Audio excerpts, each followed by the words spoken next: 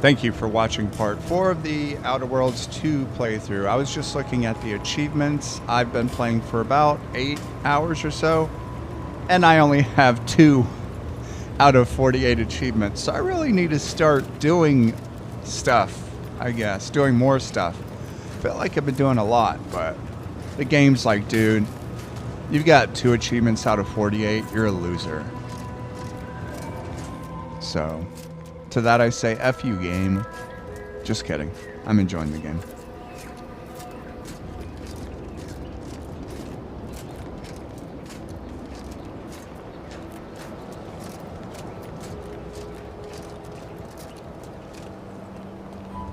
Whoa, are they supposed to move like that? What the hell am I doing? I'm going somewhere. Return to Milver Street, that's right. Because I did something for him. Do I recall what that was? No. Has it been a week since I played and that's why I forgot? No. I played about 12 hours ago and I already forgot what I did. But, you know, I did it, and so now I'm returning.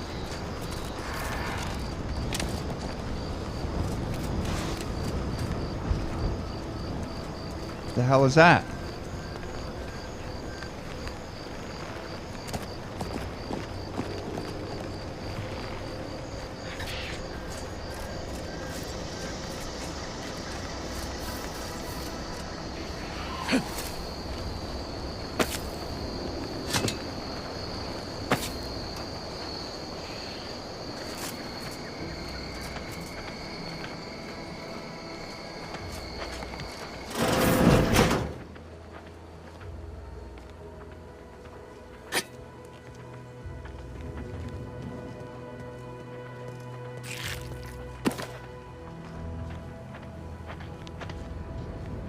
I don't know if you can sleep in this game. Oh.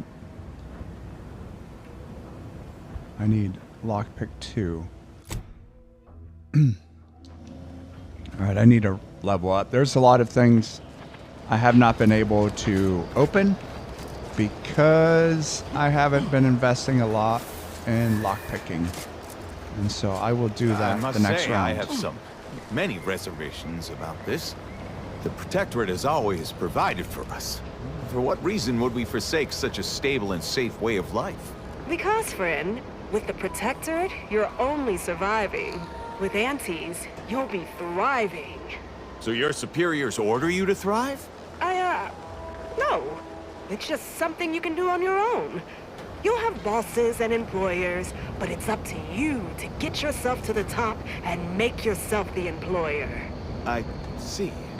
And why would I want to do such a thing? Surely my assigned place would provide me with all the necessities of life? Yes. But you could have more necessities, and even some unnecessaries.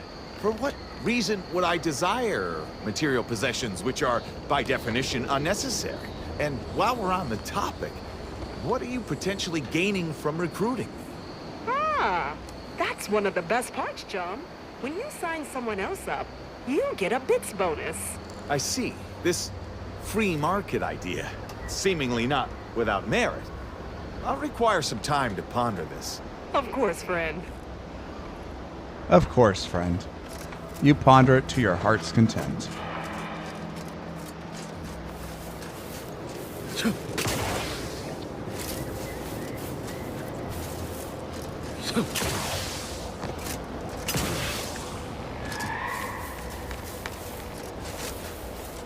Here's my future lady friend right here, Trooper Faulkner.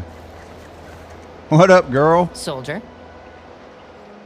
How are you? Better now that you've thinned the herd of drones. Would you call that a swarm? Either way, real shame about my performance review.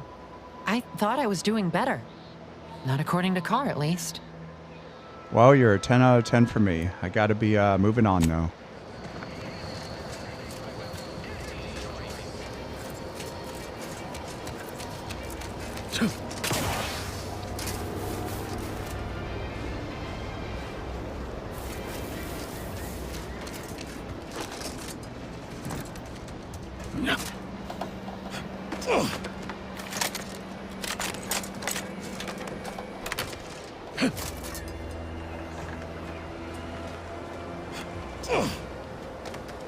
Niles, you gotta stop with that grunting. It's freaking me out.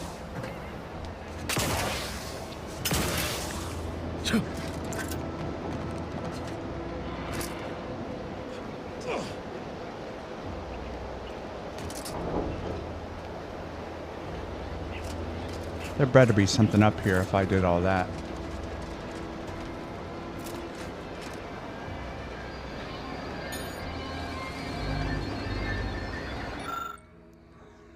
The gaudy advertisement commands the skyline so as to compete with the very sun. With a skilled hand, one could extract the holo emitter at its core and shut it down for all time, or at least until the part is replaced, whichever comes first. Holo emitters are commonly found in Auntie's Choice advertisements, but doubtless they can be used in more pragmatic applications. I'm going to extract it. Hope I don't get killed for that.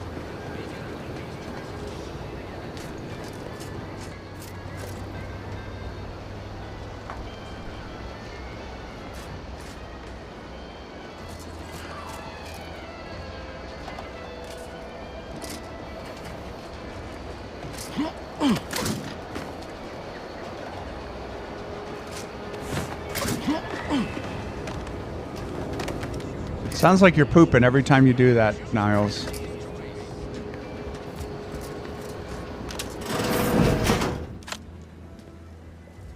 I don't much appreciate you undermining my work, Minister. When have I ever not made a go of a job for you, huh? Is it so damn hard to extend a mind of trust? Calm down. You know well would not have been necessary had you completed your task in a timely manner. I'll calm down when you stop bringing your little excuses. How about that? My, such aggression. You scarcely need add hostility to your list of inadequacies.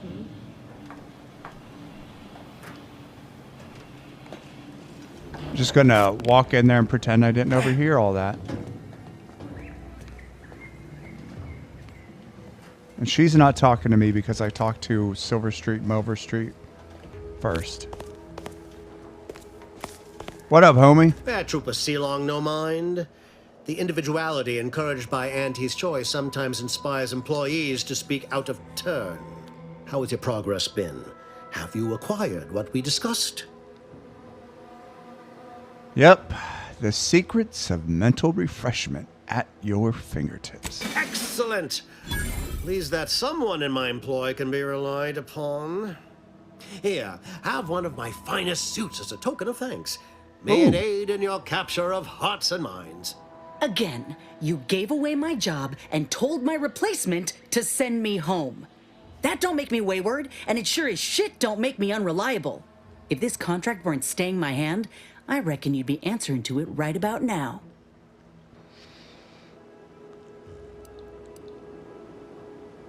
Minister, how about you let Inez fix her graft and you won't doubt her efficacy ever again? You mean grant preferential treatment to a subpar contractor? Yes. And I suppose the bits for such a procedure shall simply manifest from the ether? And if I die or leave, how do you reckon failure to retain an enhanced soldier would look to upper management, huh? Please pay this disgruntled employee no mind.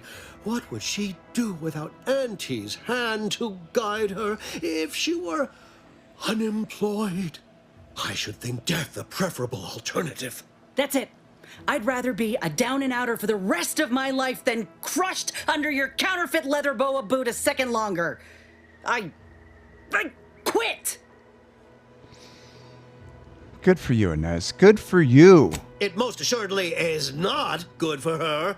This is unheard of, and I might add, you'll not be welcome with an Auntie's Choice once more. We'll not take a contract shirker back into our fold. So you say. But Auntie's Choice ain't seen a trooper like me before.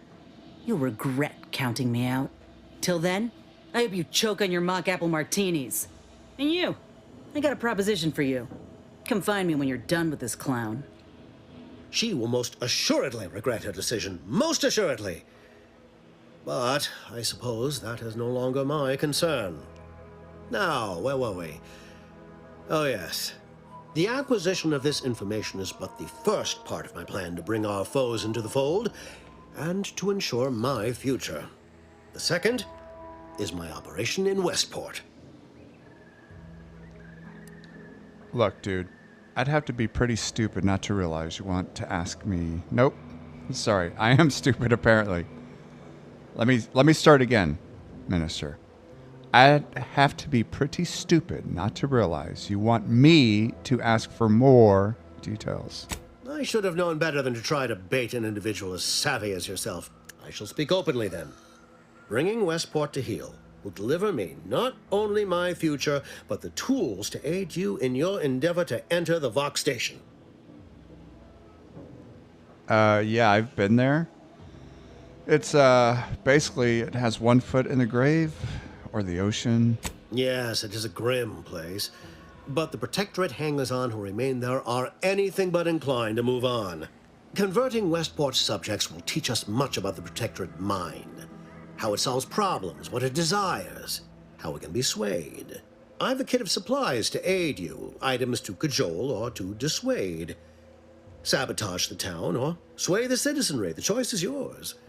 Should pose no trouble for a go-getter like you. Okay, Alright.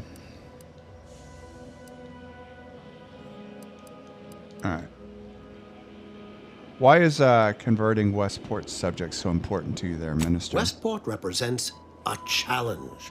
The challenge presented by the majority of the Protectorate. Fairfield citizenry were given ample incentive to fold, for they could see the freedom we offer firsthand. But the people of Westport are stubborn enough to risk death for their ideals and cannot be swayed by the lights of Fairfield. If I can convert them, I can convert anyone. Okay. Alright, so do you have some advice for me? Perhaps. The kit contains a wide variety of tools, propaganda, equipment, and more than a few confectionaries. Some items may serve as honey, swaying the naysayers to our side. Others are blunt implements, crippling infrastructure to force the refugees toward Fairfield. Slather on a bit of elbow grease and you'll certainly succeed. I'm sure there are kindred spirits in Westport. No one wholly resists Auntie. Alright, fine. Excellent. Here's the kit. Advertisement tapes, ambidextrine, assorted stimulants, free samples of Purple Berry Crunch, everything you need to wage war on the undecided mind. With that, I shall mark the locale. Begin with the vigilant Hogarth. Motivate him to depart, and his subjects will trot in file behind him woolly cow-like. Now, I'm sure you've asked yourself, for a task so involved, shall the reward be worthwhile? Well, wonder no longer. For the completion of this deed, I'm prepared to offer you an exact replica of my one-of-a-kind, limited production, gentle person's Oxonian. How about you just worry about getting me into the Vox there, Minister? Then consider yourself officially deputized in the war to further innovation and the free market. Be forewarned. I can only guess at the needs of the denizens of Westport. You must engage with them, gauge their situation. Only then can you motivate them adequately. I'll be honest, I was expecting, guns. Do I look like Officer Carr to you? Guns. Alright, well, don't come crying to me if all the refugees are killed by raptidons on the way here. Bye!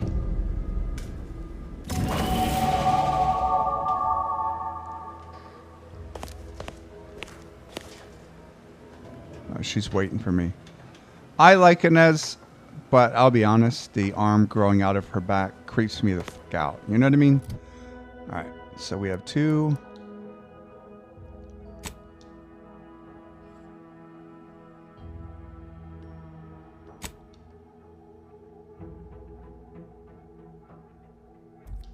I do that every time.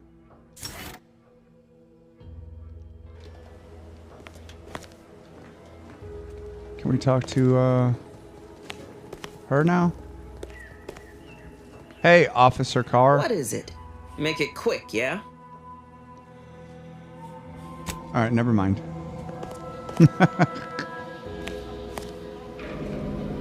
All done in there? Was hoping we could chat. I'm sure. Hope that little dust up back there didn't put you off. My contract had me caged, and I was glad to get a few licks in during the jailbreak. Got a proposition. Since I'm newly free-ranged, and you're free-ranged yourself, thinking we ought to team up. You're going places. I want to go too. If you help me fix my graft, you'll retain the services of a fully functioning enhanced soldier. Me. Don't matter what you set your mind to, together we'll be unstoppable. And in time, maybe I'll have earned myself the clout to be welcomed back into Auntie's choice. Okay. You got a deal? Had a feeling you knew a good offer when you seen it. Once I'm in top form, you'll be pleasantly surprised to see what I'm capable of. Just gotta find out how to get there first. Doc Tinsley worked with Grafts for some time before she came to Fairfield. Damn fine scientist. Reckon we should visit her lab at the edge of town to see if she's got ideas for us. After you. Okay.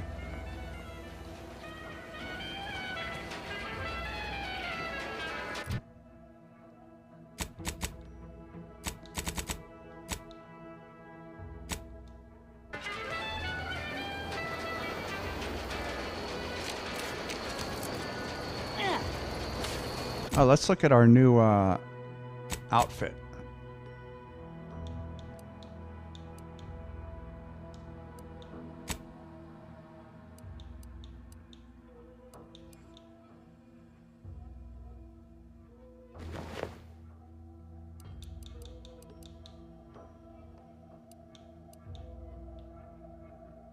It's definitely better.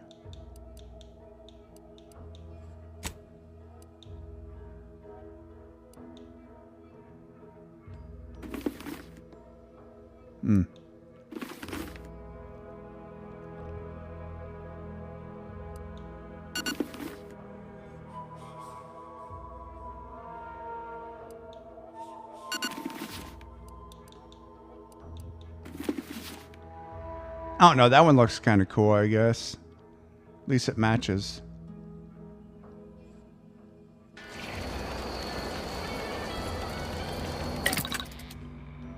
All right.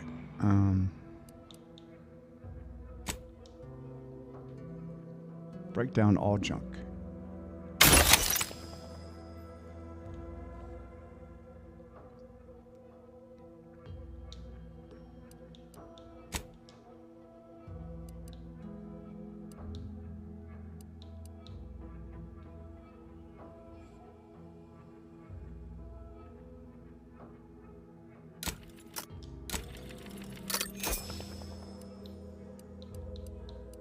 God, this is a lot of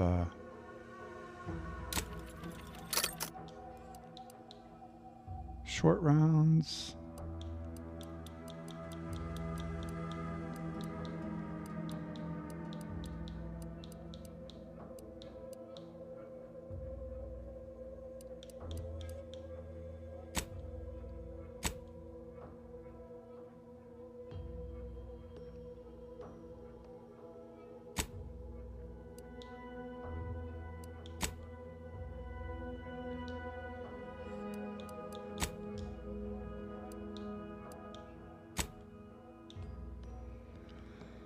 Okay. Inez's weapon now deals corrosive damage in addition to slightly increased damage overall.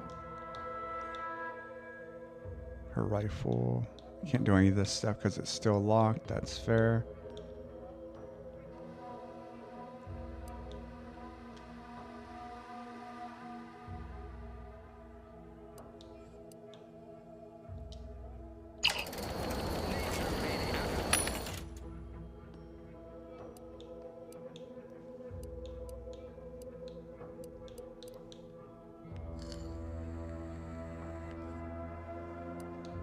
Oh wow, there's quite a bit here.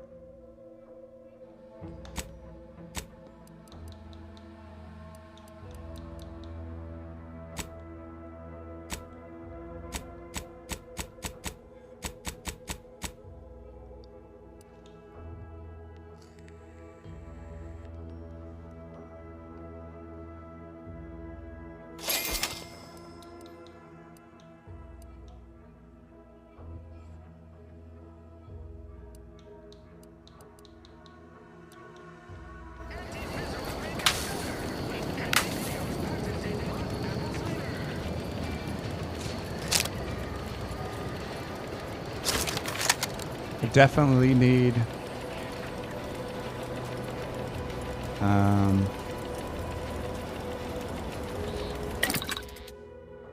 Let me, hold on. I need short rounds. Compact rounds. I need scrap metal. 11 of 12 scrap metal.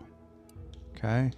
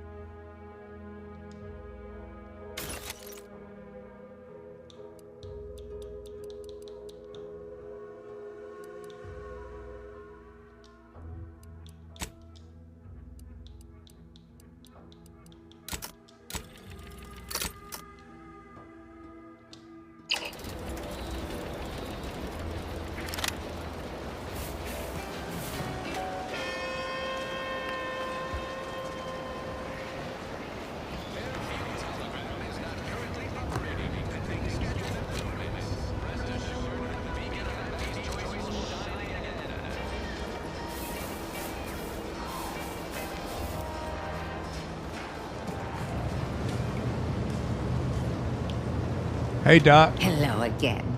Was there something you... Oh, Inez! You look, well, like you could use an ice bath and a cup of newly formulated trip teas.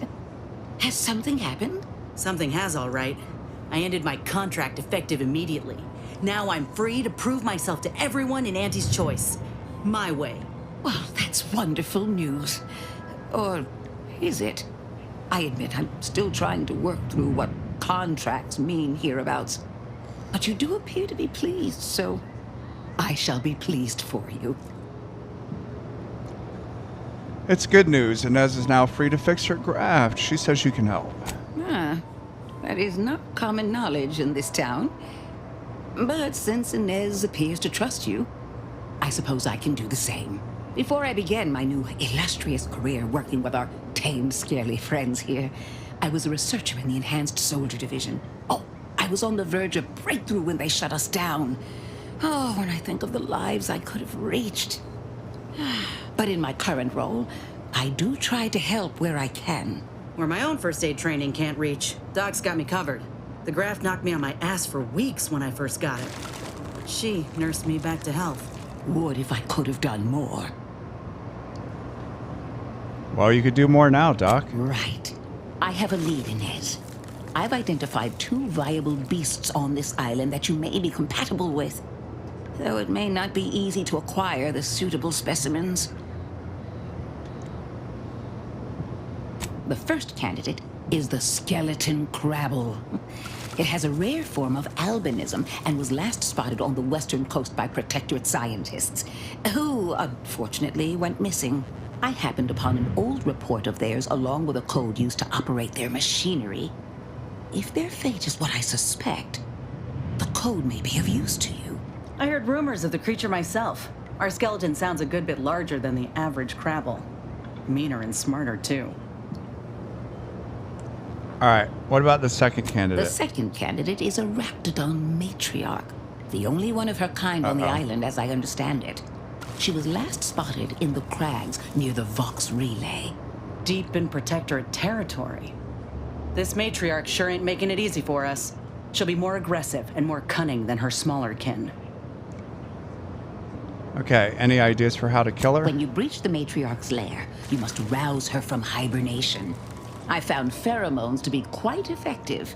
Inez, I'm certain you know a formula that may suffice. That I do. Excellent. It'll be a rather unpleasant wake-up call for the matriarch, so she'll be upon you in moments.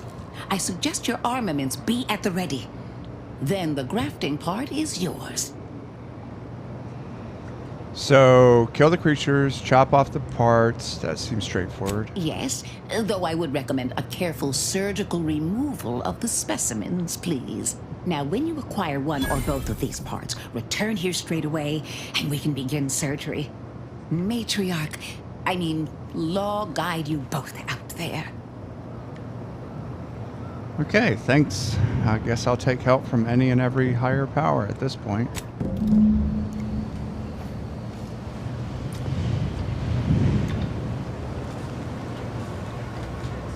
Give Auntie 5 bits, and she'll give you a facial spritz. Let's go the skeleton crabble. I don't like the idea of the Raptidon matriarch.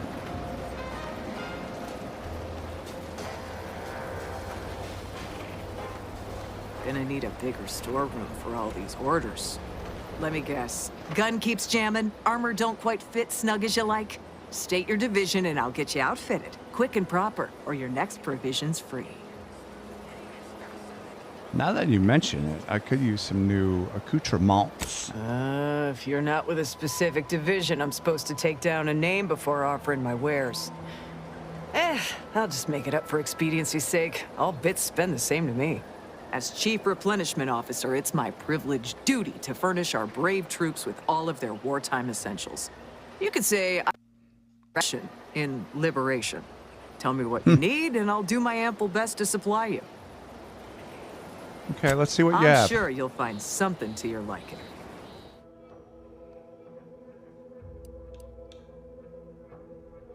The hell is this thing? No machine guns, though.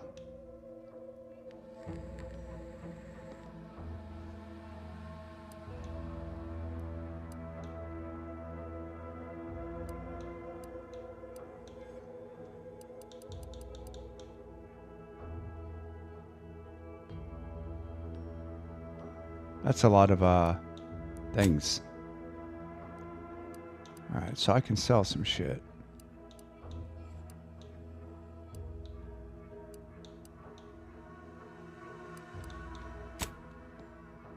Oops. What's some stuff I'm not going to use? Rate of fire 4.3 rounds a second.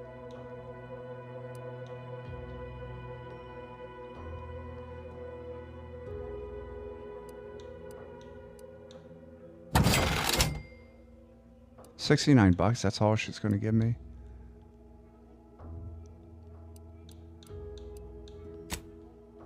Oops.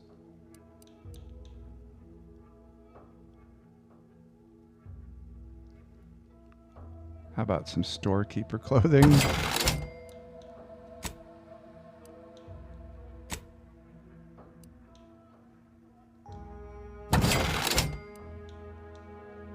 Here's some mock apples.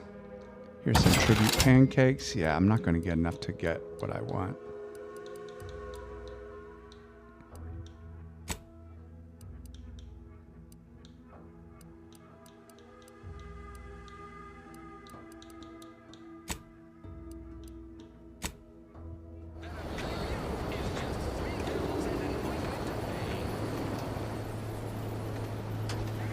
Someone wanted me to go in here anyway.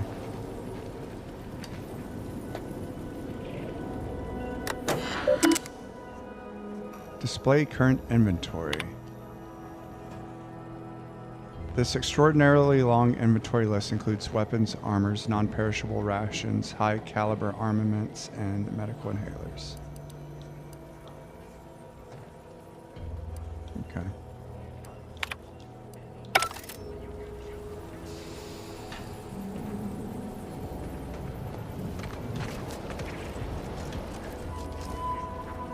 Actually, you know what? Hold on. There was something I was supposed to do.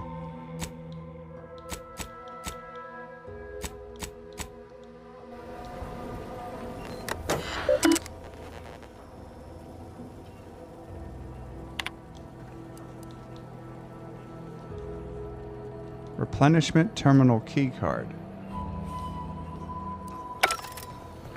Replenishment terminal keycard.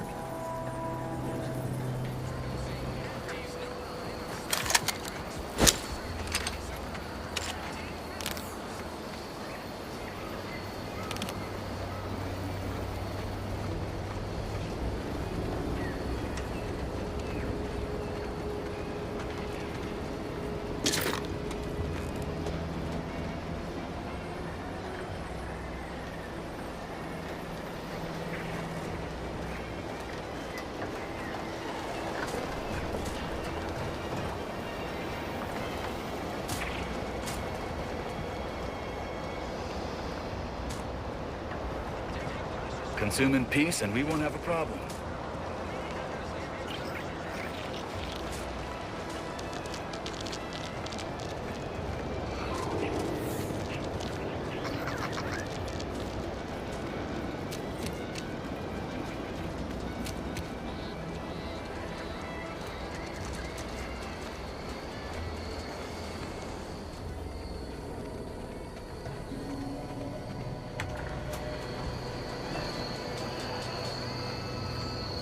All right, I guess we'll have to come back. Let's go get your Crabble. But Anti-Fizzos made them better with Anti-Cleo's patented mock apple cider. Patented mock apple cider.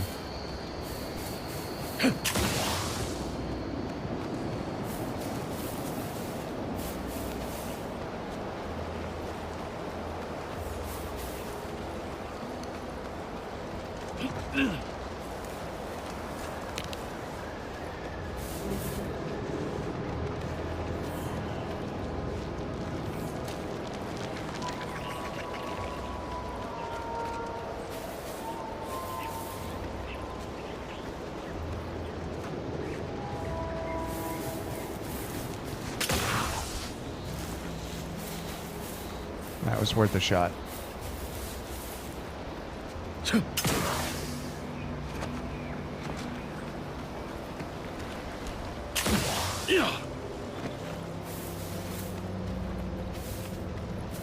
much Spacer's ale. Try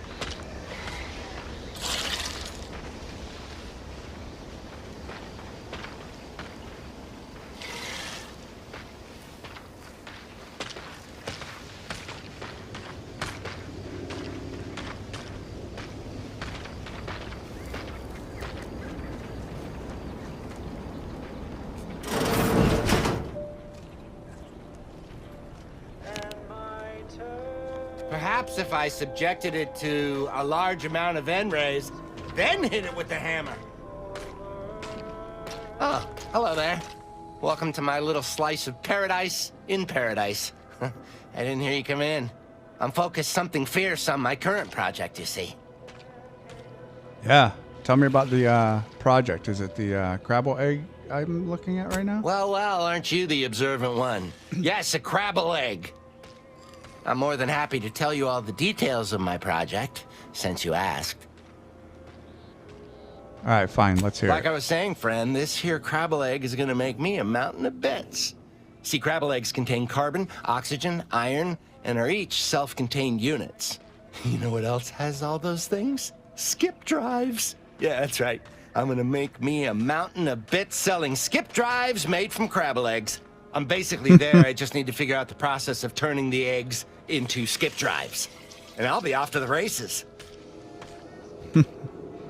Yeah, you know what, dude? Go for it. Go out there and make your dreams a reality. Oh, wow, really? Everyone else told me I was mad. I really appreciate your words of encouragement, friend. I'll make sure you get one of the very first Crabble-based skip drives. Please Awesome. take this as a small thank you. Some Crabble juice, huh? By the way, for someone so obsessed with Crabbles, I'm surprised you didn't notice that your house is surrounded by dozens of them. It is? Fascinating. Did you see any unusual behavior? Any changes in Crabble familial dynamics? Or the emergence of any new evolutionary traits? Right, I didn't. Actually, no, I did.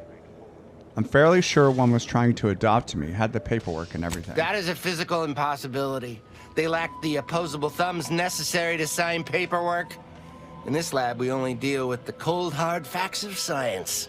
Unless they also just evolved opposable thumbs.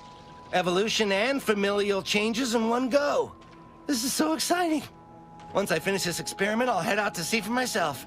Oh, and please take this with you. Just a small thank you for providing me with such exciting and useful information. Awesome. On your command. What?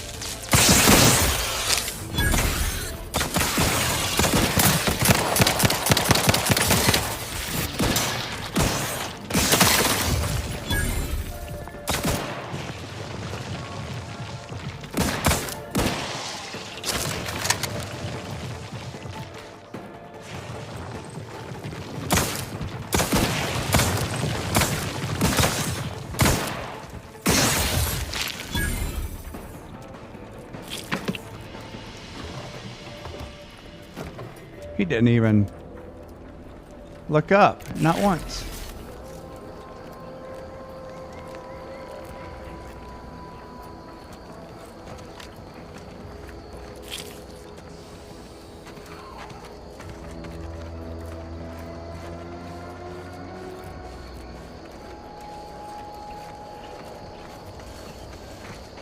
So it looks like we hit a dead end, people. Let me look at this map.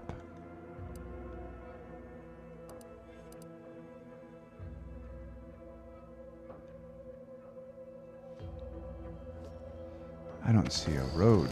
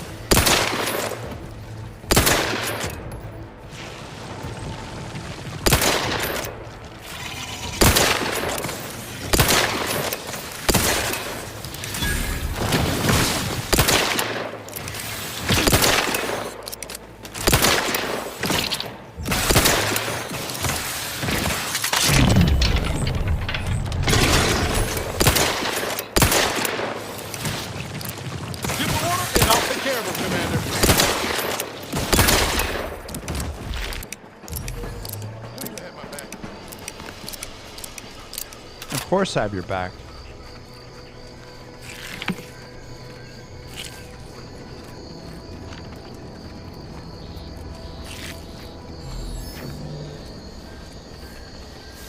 Could I get up there with my jumping boots? Probably not.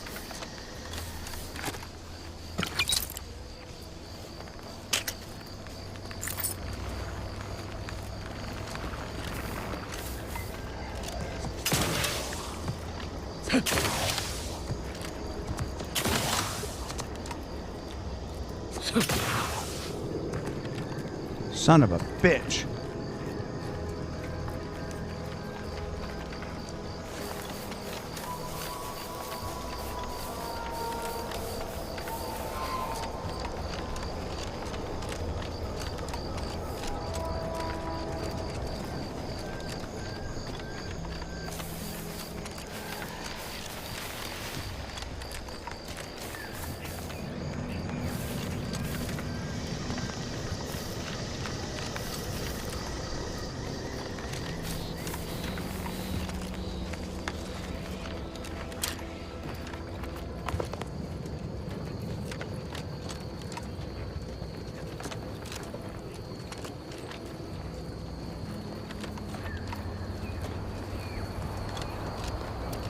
Let's go to our ship real quick, people.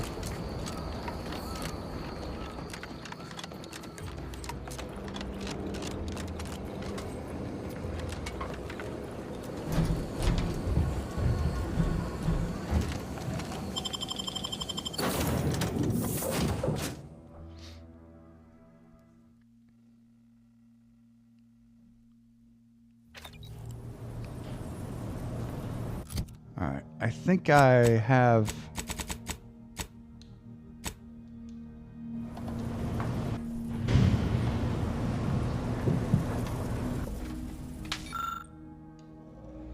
Valerie's Mod Kit. A kit of supplies to mod and upgrade Valerie's blaster and armor. Visit a workbench to select which mods to use. This kit contains plating, screws, abrasives, solvents, adhesives, and steel wool, all used to improve armor and weapons. There is also a stick of gum.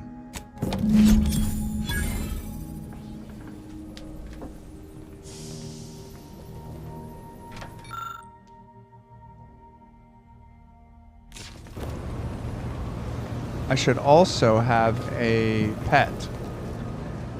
Where is my pet?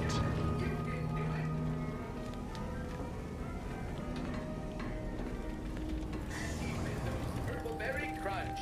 The K means it's authentic. Now, 110% of your daily chemicals and preservatives.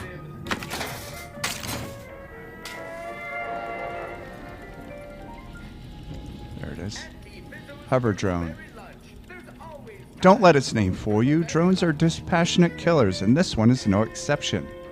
Their targeting systems have been dulled and their ammunition carefully removed, but still the drone searches ceaselessly for enemies of the Protectorate with visions of filling mass graves to the brim. Anti-Fizzo's Crabble Juice. It's the Crabble you can drink. Anti-Fizzo's citrus-related beverage. Try to taste the lemon. That's funny.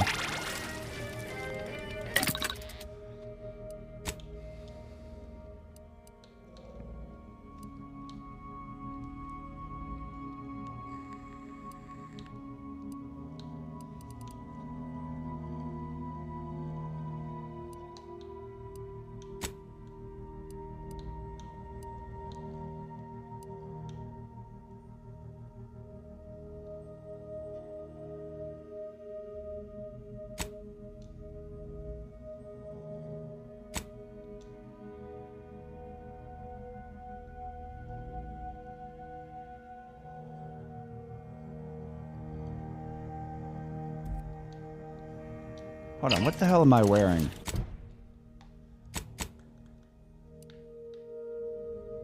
Trooper plate carrier, yeah, that's what I'm wearing.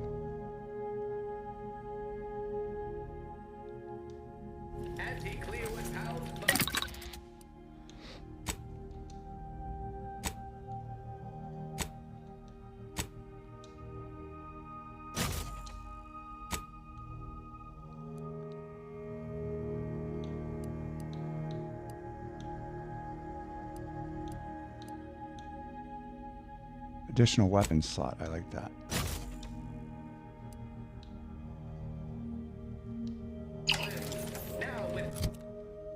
Let's just confirm that. Okay. Should I go talk to Valerie real quick to say that I unlocked the lockbox? Updating ship roster to reflect the addition of Trooper Silong. Reminder: Earth Directorate agents are not allowed to participate in paid promotions funded by corporations. Furthermore, any opinions expressed in favor of product are the agent's own and do not reflect the opinions of the Earth Directorate. I have some other questions for you there, Valerie. This unit is available to answer any queries. Give me an assessment of the crew. Which member of the Incognito would you like assessed? How do you think Niles is Agent doing? Ibarra has resumed regular exercise and no longer requires hourly provocation to move. These are all strong indicators of improved mental health. Okay, good. So he really wasn't doing well, was Agent Ibarra's lack of motion was becoming a cause for concern. However, This unit maintains full confidence in his resiliency and current combat readiness. And what about Inez? What do you think of her? Grafts are known to cause pain and discomfort due to dry, flaky skin and restricted blood flow, among other issues. While Trooper Silong has declined this unit's offer of therapeutic palpation, she has allowed for a humidifier to be installed in her quarters. For now, Trooper Silong's overall health outcome remains uncertain. Continued monitoring is advised. Okay. This unit is ready to answer any and all queries. I think we're good. Thanks.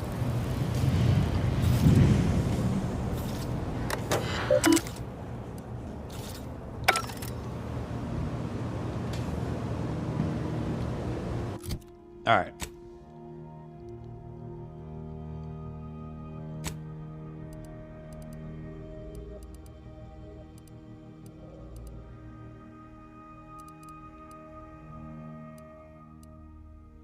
Oh yeah, journal. Hide inactive quests.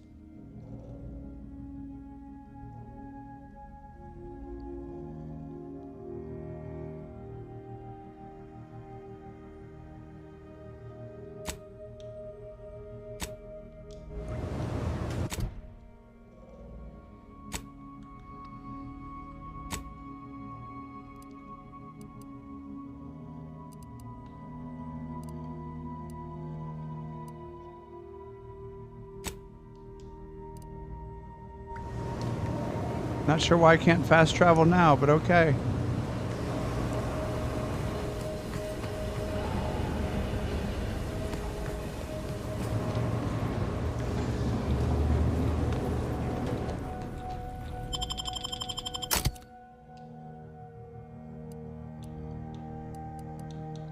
Let's leave Niles on the ship. Give him a little break.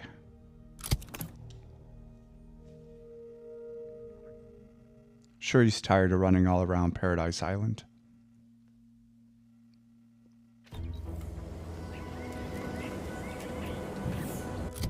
All right.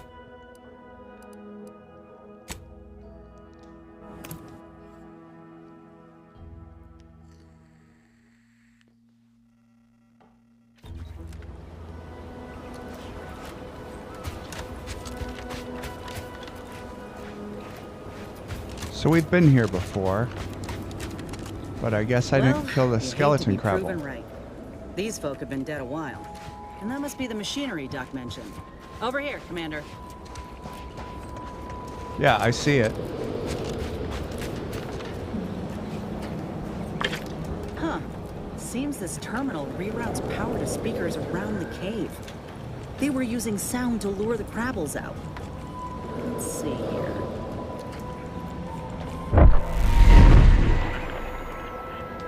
Generator's back on. Power up that phonotron, would you? Should cause enough ruckus to make the skeleton come out and play.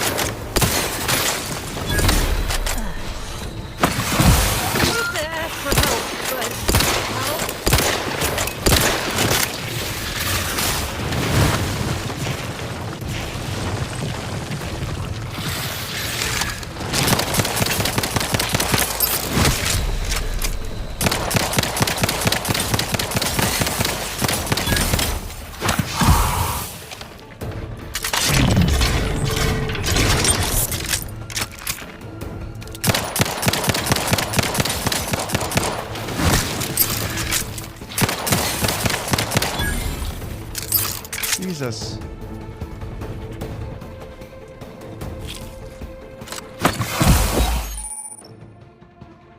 Overuse of the medical inhaler can cause you to experience a drug crash. While crashing, the inhaler is disabled, preventing you from healing further. To prevent crashes, ensure you're watching your toxicity closely. Investing in the medical skill can increase the amount of toxicity you can accrue before a crash occurs. Okay.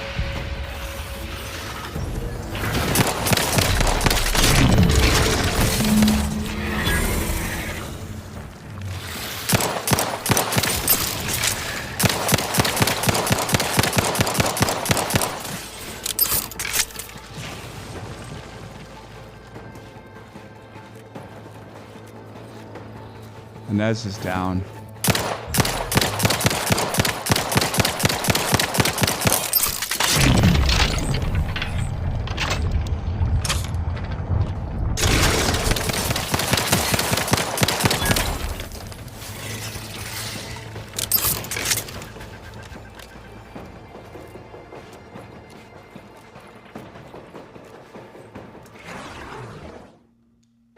Oops.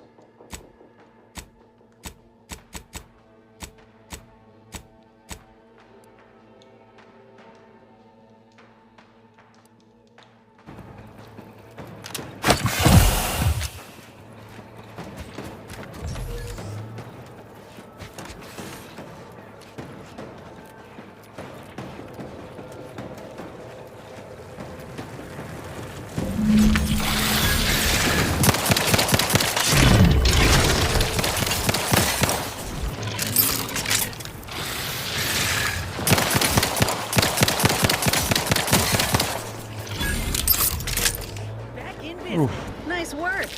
Mind bringing it over here so I can take a gander? How the hell did you get behind me?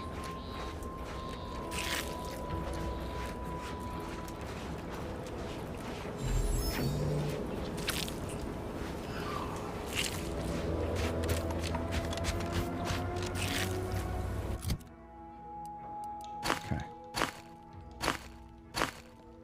Some snack cakes, some soda. Some Babwitch.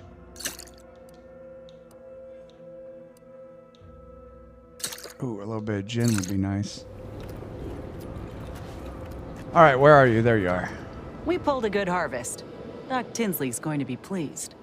But if we could hunt for the other beast before bringing this specimen back to her, I'd be much obliged. Anyhow, was there something you needed, Commander? No. But, well, can I ask you some personal questions? How personal are we talking? I've been thinking about that weird third arm on your back. What if the doc's expertise isn't Then enough? I keep pushing forward till I can't anymore. You didn't see me when I first got out of surgery and came to Paradise Island. The fact that you and I met at all is a testament to Doc's skill. But suppose if her treatment doesn't stick, then maybe it's my time to go. You can only cheat death so many times. You know that as well as I do. Yeah.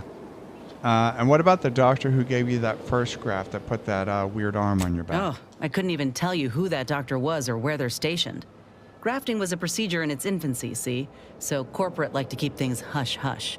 Can't say I like the thought of it. Could have been cut open in the middle of a cave for all I know. I'd rather not dwell on those moments, if it's all the same to you. What matters is the here and now. Okay. A Fine couple by more me. questions. Did you like working under Auntie's Choice? Like ain't the word I'd use, even before I was itching to tear up my contract and set it aflame. Auntie gave me autonomy, gave me the choice to do more than just struggle to survive.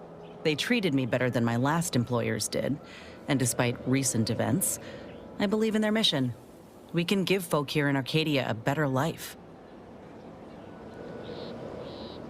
You said last employers. I thought you were always one of Auntie's employees. What? Did you think I was born into it?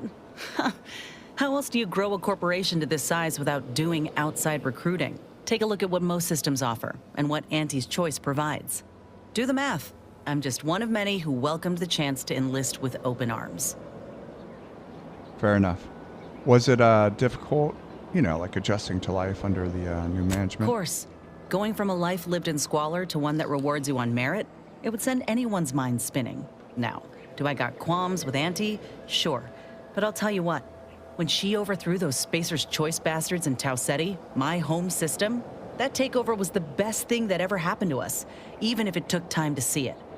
But I reckon that's a tale for another day. That all you wanted to discuss, or... Fine by me? Yeah, you mentioned Tau Ceti. What was it like there? Not great. It was a mining colony under Spacer's Choice. Didn't have much, but my parents worked hard to ensure we had shelter and a warm meal every day. They're good folk. I love them. But I don't think they ever quite grasped how bad things were before Auntie's Choice came. They warned me not to join up, you know. Said we'd all get burned if we put too much stock in the promises of this foreign corporation. But I'd rather take a risk on them than be resigned to how things were. That's fair. But you can't blame them for being cynical, you know what I mean? Me neither. Spacer's Choice could kill hope in just about anyone. Though, my folks are living comfortably now. Whether they trust Auntie or not, that's what matters. And how bad was life under Spacer's Choice anyway? Our colony was isolated, which meant our Spacer's Choice overlords could do as they saw fit. Everyone lived in squalor, save for a select few. We were little more than workhorses. Those of us at the bottom only found joy with our families, our friends. But love alone can't get you through the toughest, darkest winters. Must have been difficult, though, leaving everything behind to come here, no? I miss the sunsets, and my folks, though I know they're well taken care of nowadays. But that's about it. Most of my friends joined up when I did, so we took our community with us. Leaving my hometown itself, it was an eager farewell. Though there is one person I keep thinking of. The grandpa who lived next door, Vincent. He used to draw posters and ads for Spacer's Choice. He had style. Of course, that didn't last. Age caught up and his hands started failing him. Couldn't draw, couldn't lift heavy objects, could hardly walk without exerting himself. And in Tau Ceti, if you couldn't work, you didn't get ration cards. We shared what we could with him, of course, but what we got already wasn't much. What happened to him? Last day I saw him, he refused the half-salt tuna can I tried to give him. Said it was him lending me his strength. He was gone the next day. We searched all over, then realized he must have wandered off into the wilderness, not wanting to be a burden. We never found him. Ooh, that's rough. Can't hardly open a tin without thinking about him now. So if you're wondering why I still hold a candle for Auntie's Choice, after everything, it's because I know had Auntie arrived just 4 months earlier, Vincent might still be alive. Or so you think. Say what you want, but with them, there's always work to be had, a living to be made, regardless of ability. Okay. Fair enough. Ooh. Why is it still offering me the opportunity to say something else to her? Did we not finish our discussion?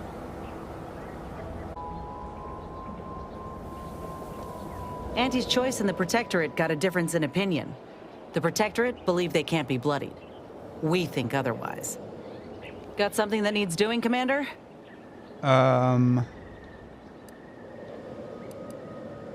Wait, what? No, nothing else.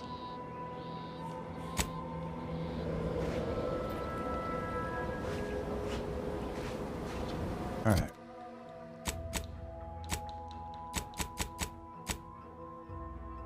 So, optional.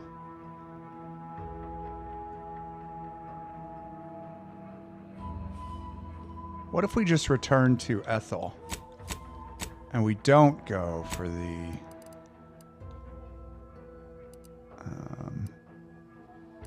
I can't remember if there's a...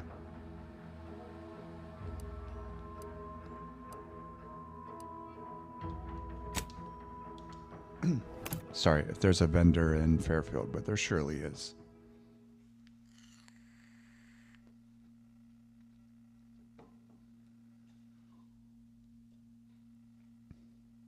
Whether it's an orifice or a face, Auntie's Choice makes a cream for it.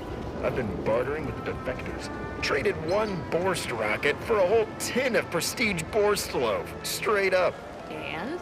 I got a raw deal. Did you know those slackwits don't even fry their meat products? It's like eating a soggy dish sponge. Wouldn't feed that crud to a stray Canaan.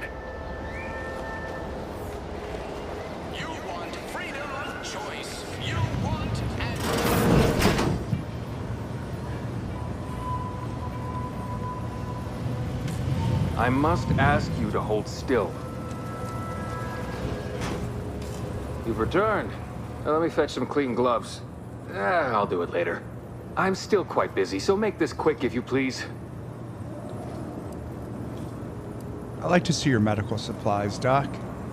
My stimulants cost a premium, but take enough and you'll see the architect. At least that's what I've heard.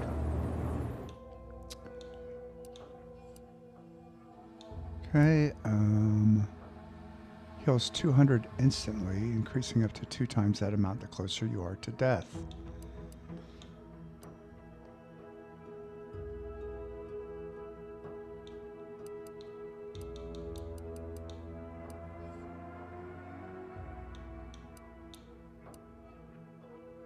Sure, why not?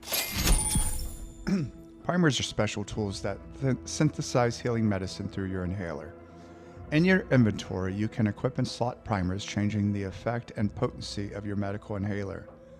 Be on the lookout for new primers that better fit your playstyle or upgrade the amount of healing you receive. Various perks and equipment also grant you additional inhaler slots, letting you equip more than one primer at a time. This increases the amount of healing you receive at the cost of higher toxicity whenever you use your inhaler. Okay.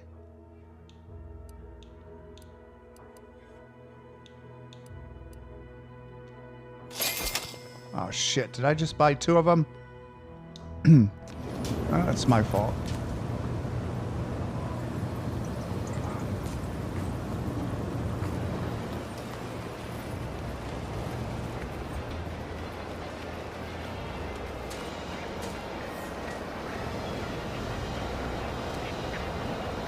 Boy, take this terminal and trash it.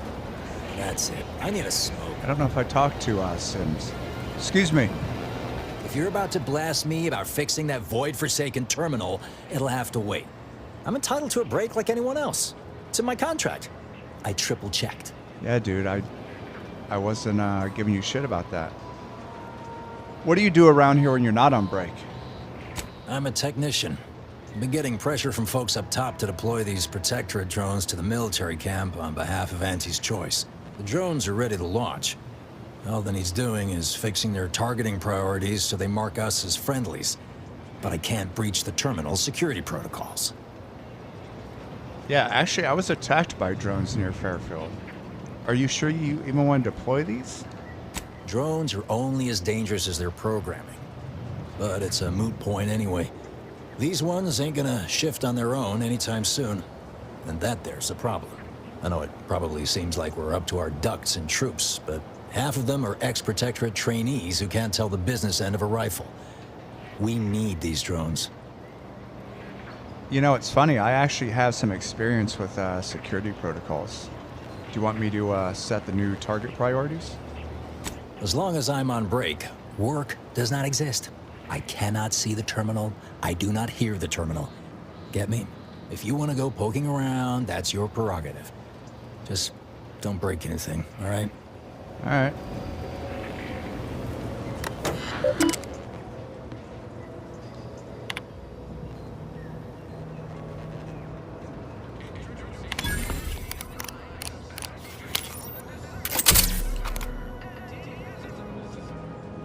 Set Auntie's Choice to friendly and Protectorate to hostile.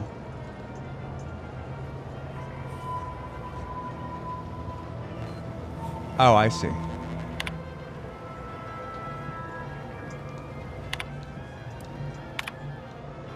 Two, auto mechanical maintenance subject regarding notice for mandatory power cycling.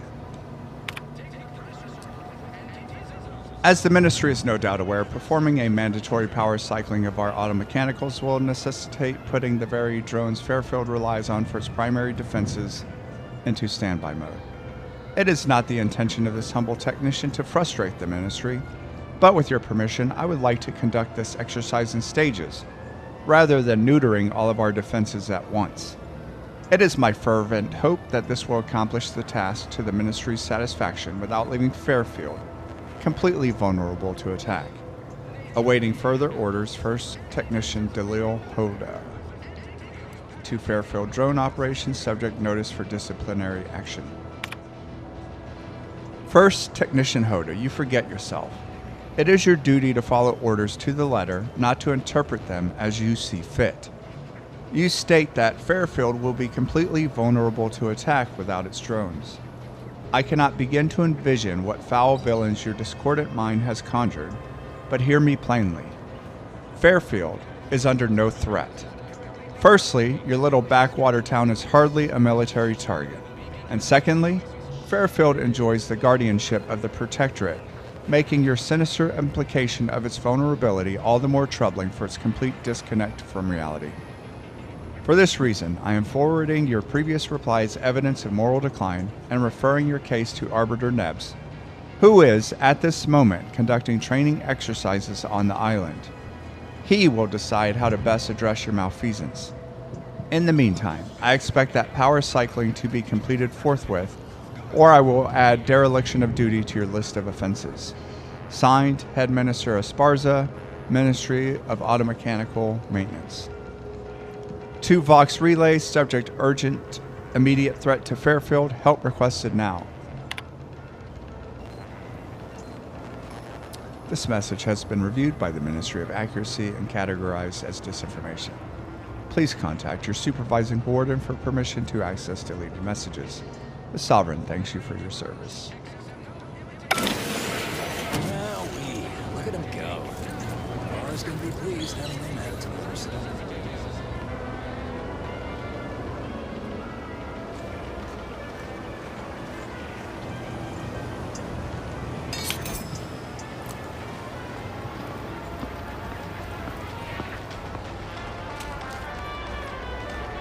These riffs got me awful perturbed. Ain't reality hard enough without some nerve-wracking phenomenon punching holes in it? Whoever fixes this rift problem is definitely getting a hull-side suite with an Elysium view in head office tower.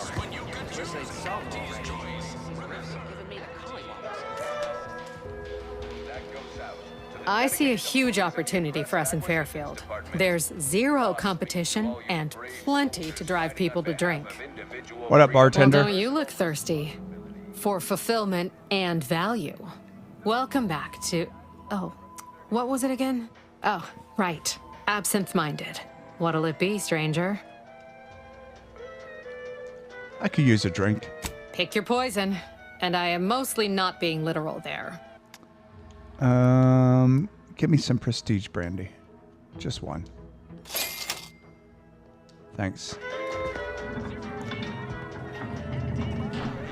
Everything you need to get through your day. I ain't even close to hitting rock bottom yet. Middling bottom, sure, but not rock bottom.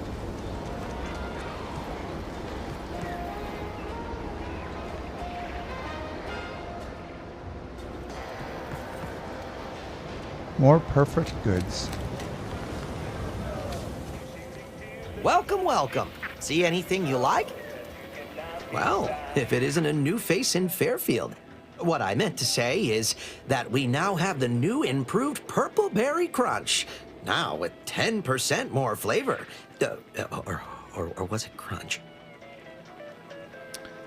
I noticed you taking notes on your hand. You're new too, right? Oh, that? That's nothing. Just supply list. Oh, I suppose my advertorial deficiencies are obvious, huh? Knew I should have gone in on that extra training course. Anyway, let's try this again. Welcome to More Perfect Goods, a proud Auntie's Choice franchise. How can I improve your day? Have you been running the store for long there, Arthur? I've been working the store going on a few weeks now.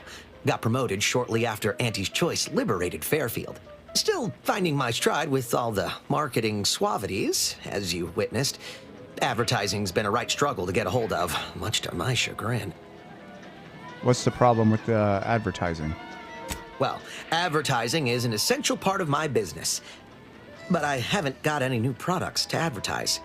Just the same stock I had yesterday. And the day before that. According to the guide, in situations such as this, I'm to consult my marketing department for new copy. Except I don't have one of those either.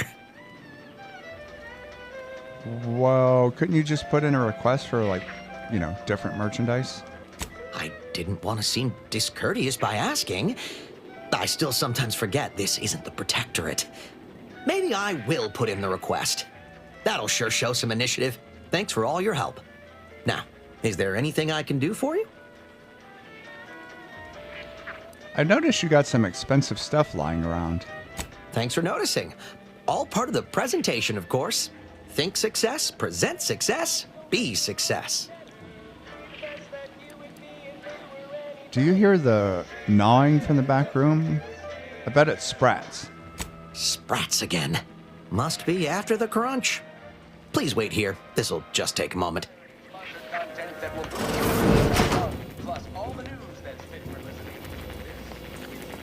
No sign of them Sprats, thank law.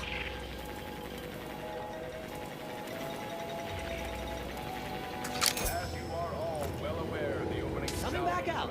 Be there in a moment. Okay. The list goes on.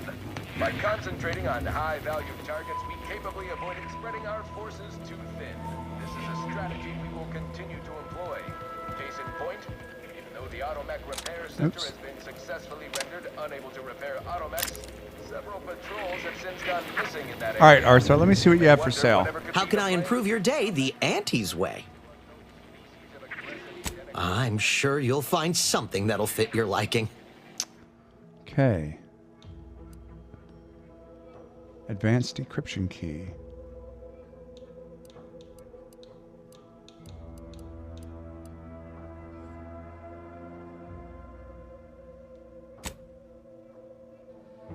Agent armor.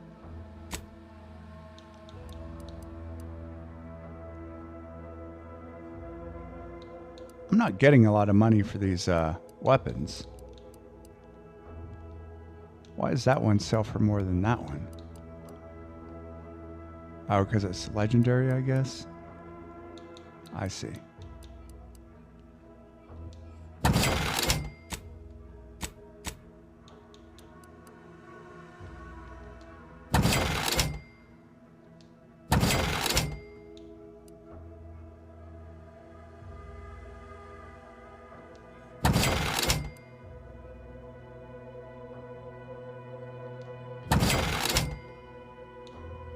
Cannot sell stolen products back to their owner.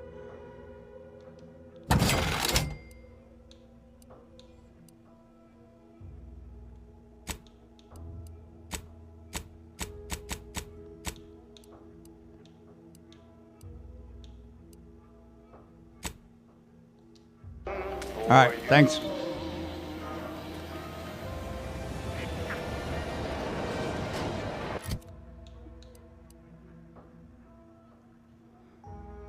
What is this? This is Zeranium infused, fires depleted Zeranium rounds that causes target to take progressively more damage from this weapon. Can also fire longer and tactical time dilation. Auto mechanicals will take no damage and instead will become overcharged, gaining speed and power. Ooh, I need to try to remember that.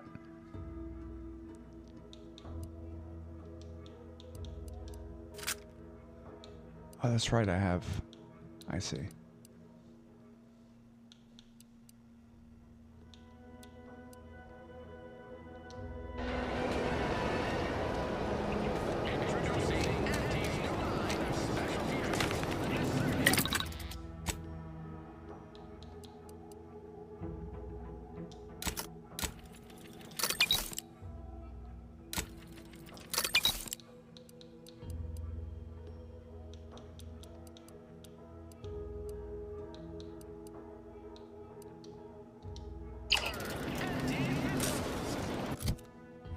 What's this armor?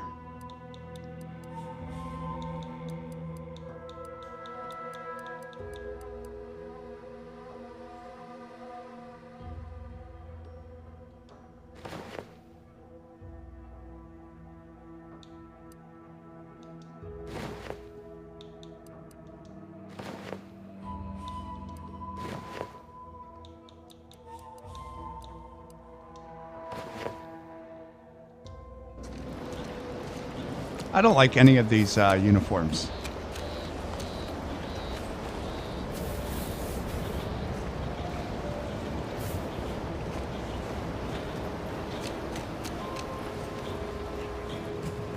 Hey, Doc, we're back. Back again? Yep. I hope the hunting has gone well. It has. Can you install a new graft now? Certainly, if you've procured the right materials. I've been fine-tuning the procedure in the meantime. I do believe it'll be as smooth as Crabble butter. I'm gonna assume Crabble butter's especially smooth, because I'm ready to feel like myself again.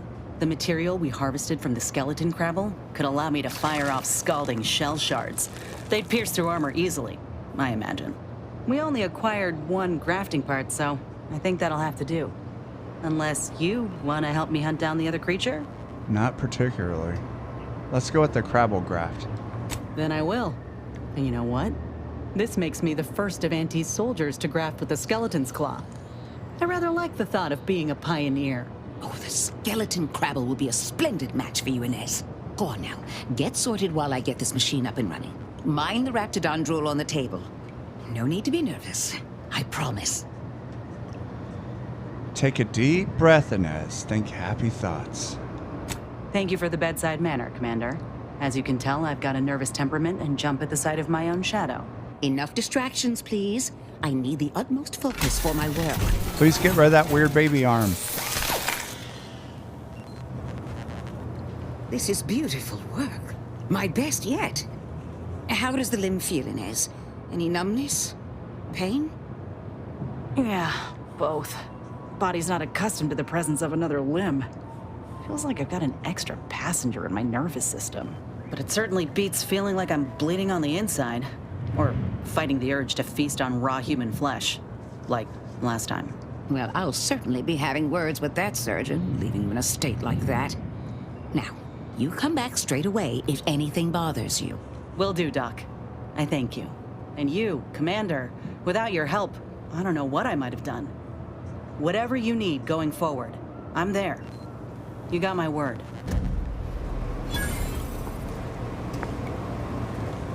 Let me just look behind you real quick. Well, you still have the weird arm, but at least it's not sticking out like a baby's arm. I feel strange. In a good way. Auntie's documentation doesn't describe the side effects of grafting with a Crabble, but so far, not hearing complaints from me.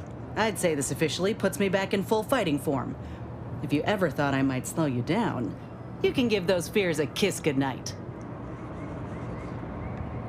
Okay, well, I'm glad you're feeling better. I appreciate that, Commander. I got a good feeling about this partnership of ours. Just want to reiterate that I'll make good on my end of the deal. I plan on proving my worth to you and to Auntie, no matter what it takes. Happy to have you on board. I expect we're going to have quite the adventure together. I appreciate you hearing me out. We should move on. Yeah, let's do that.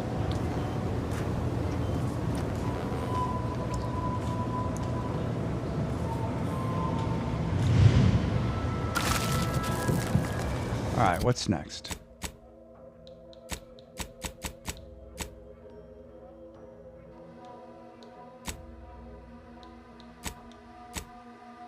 Bring redactor. Oh yeah, we only have 2 of those. Now that you have a shield device which can protect you from Xyranium. Oh yeah, I never did that.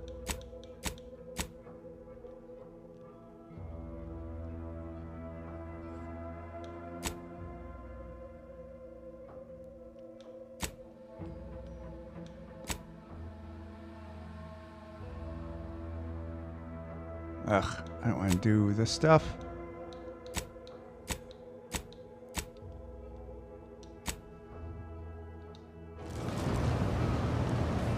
I think this mission, they're still too overpowered, but we'll find out.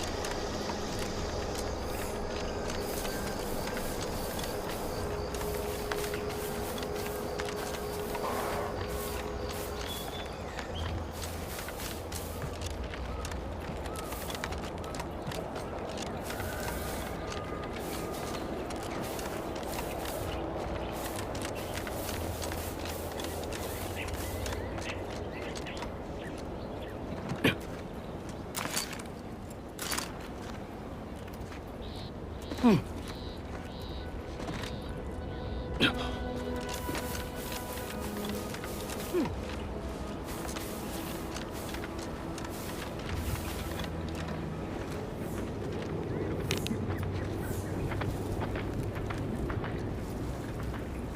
let's save this, actually.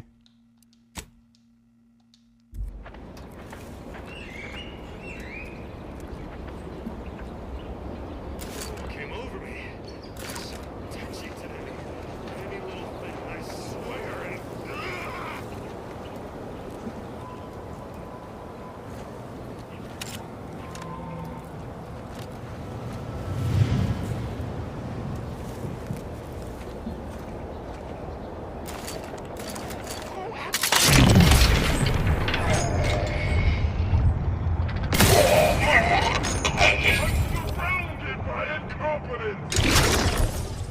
Heard something. Healers, all charged up.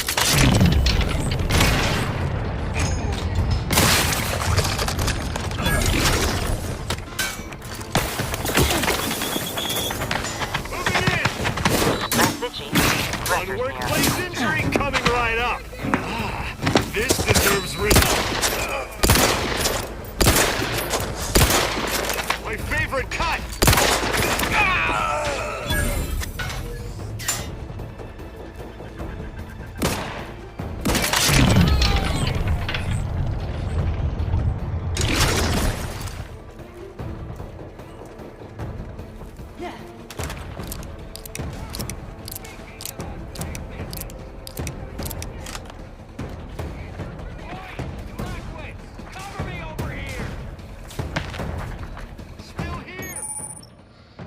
Leaders and bosses, particularly tough enemies, are noted via their health bars, signifying that they are especially challenging. These are reserved for the leaders and strongest fighters of a group. These enemies are more resistant to certain powerful effects, requiring them to take damage first and make them weak.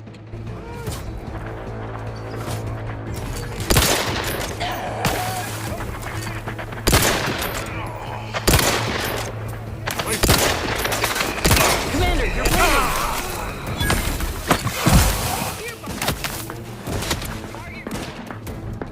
Customers around here. Darn this blasted thing!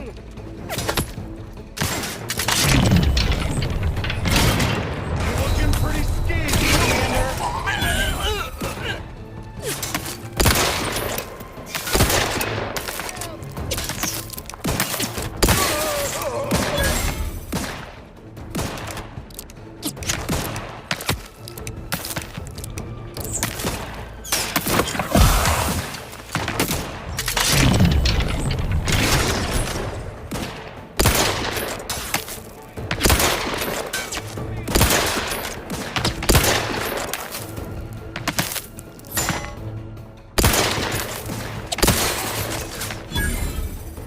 Hunkering down. Time to settle it. Ready. Frankly, pissed off.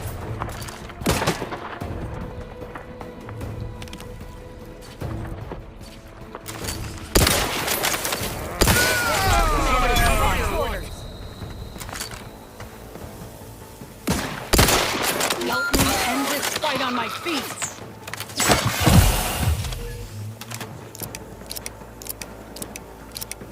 Hunkering down.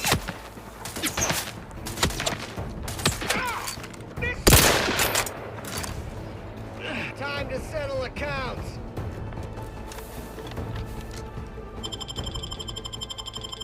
Back in business!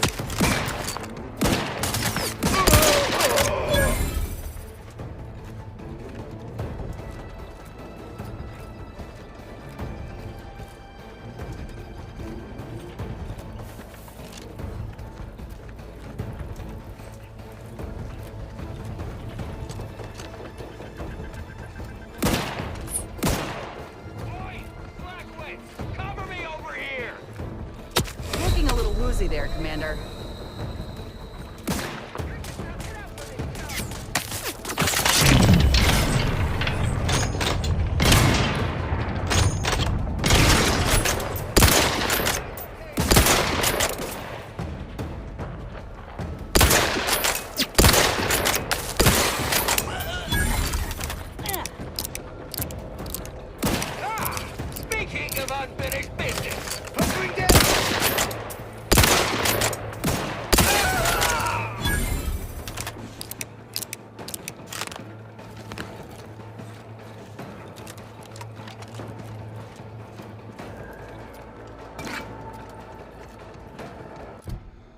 Goodness, that was quite the battle.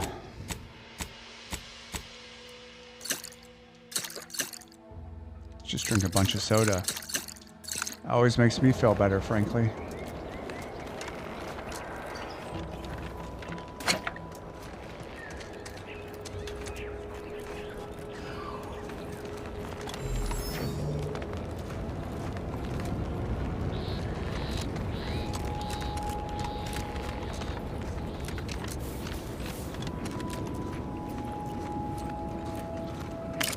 Time to earn my commission.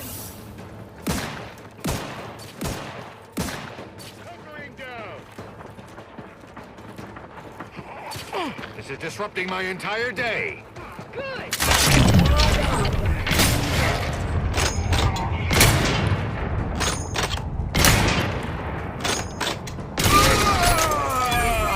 Watcher, at best, your position is hereby deemed redundant.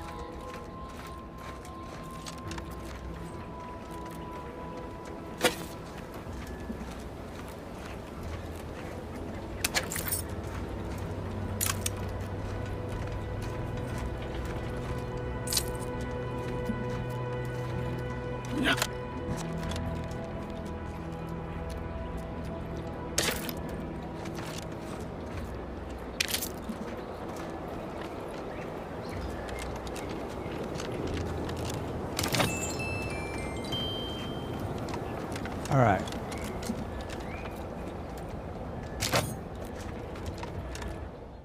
Let's save before we go in here.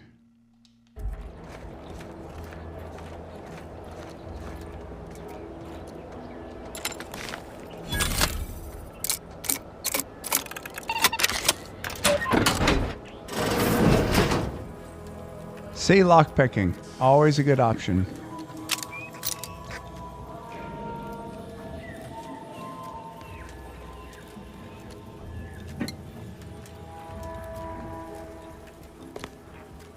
Not sure we even needed to use it, but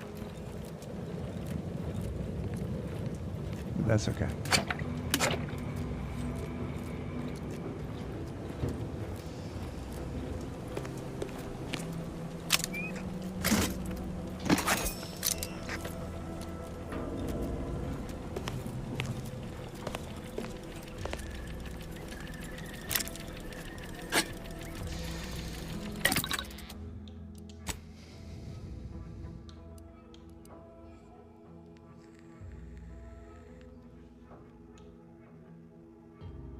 Advanced mag increases magazine capacity and reload speed and adds penetration through soft targets.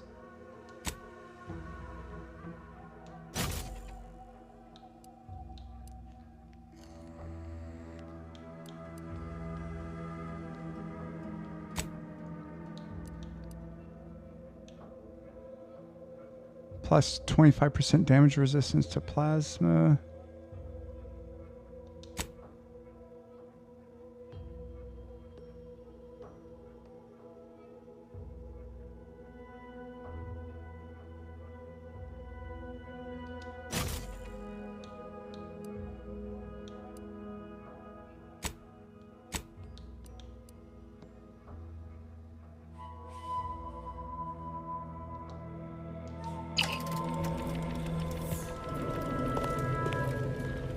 If they put half as much energy into cleaning as they had into attacking the odd passerby, this place would be pristine.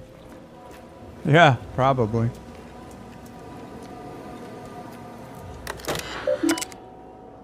Internal correspondence. From E. Linden, subject mind your backside. To F. Lupori. Look, you're new here and desire to prove yourself. I understand the impulse. I'm simply saying don't be so quick to seek Ormsby's attention. Bright new hopefuls in this facility have a habit of receiving dangerous assignments or drawing undue blame. Avoid attracting conspicuous notice. Wear a disguise if possible. Anyhow, I analyzed the data from the field team at Red Spire. Seems like the reason for the Raptidons' aggressiveness up there has to do with what they've been consuming. Specifically, a unique reaction between the red spores combined with their preservative-rich diet. Not sure if that stems from the Raptidon chow we use to feed them or devouring a bunch of our colleagues. Guess artificial additives aren't 100% beneficial, 110% beneficial after all, huh? Don't tell Auntie. Subject weird interchange. Had kind of a weird interchange with Ormsby today. After our morning assembly, he made a remark about how he once accidentally ordered a sample sent for testing into the Panpharmacon 5 walk-in industrial mark. Oh my God, sorry. After our morning assembly, he made a remark about how he once accidentally ordered a sample sent for testing into the Panpharmacon 5 walk-in industrial microwave. Jesus. Like instead of the spectrometer it was meant. How it literally blew up in someone's face, but then a rival's signature somehow replaced his on the work order. It's not a mistake, he said, if someone else takes the blame. I don't know. Guess he is the boss. Instead of worrying, I should probably be taking notes. But if any of these dangerous substances we're working on with somehow gets loose, bet I know who will be to blame. Anyway, I informed him about the field team's finding and your conclusion about the Rap's aggressiveness. Seemed real excited about it, actually, like he just heard news about a promotion. Been weirdly lingering around the microwave ever since. From E. Linden, subject made-up persona. You're actually the 4th lab tech he's told that story to. It might make you wonder how someone so incompetent can be so skilled at covering their tracks. But if you can't be one, you need to be the other around here. The key to dealing with Ormsby is realizing that he's a complete fraud. That title? Totally of his own devising. That's not unheard of.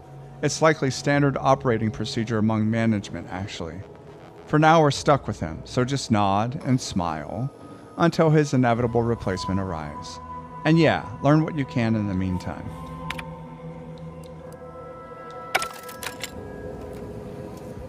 Alright, I guess we'll go free these people.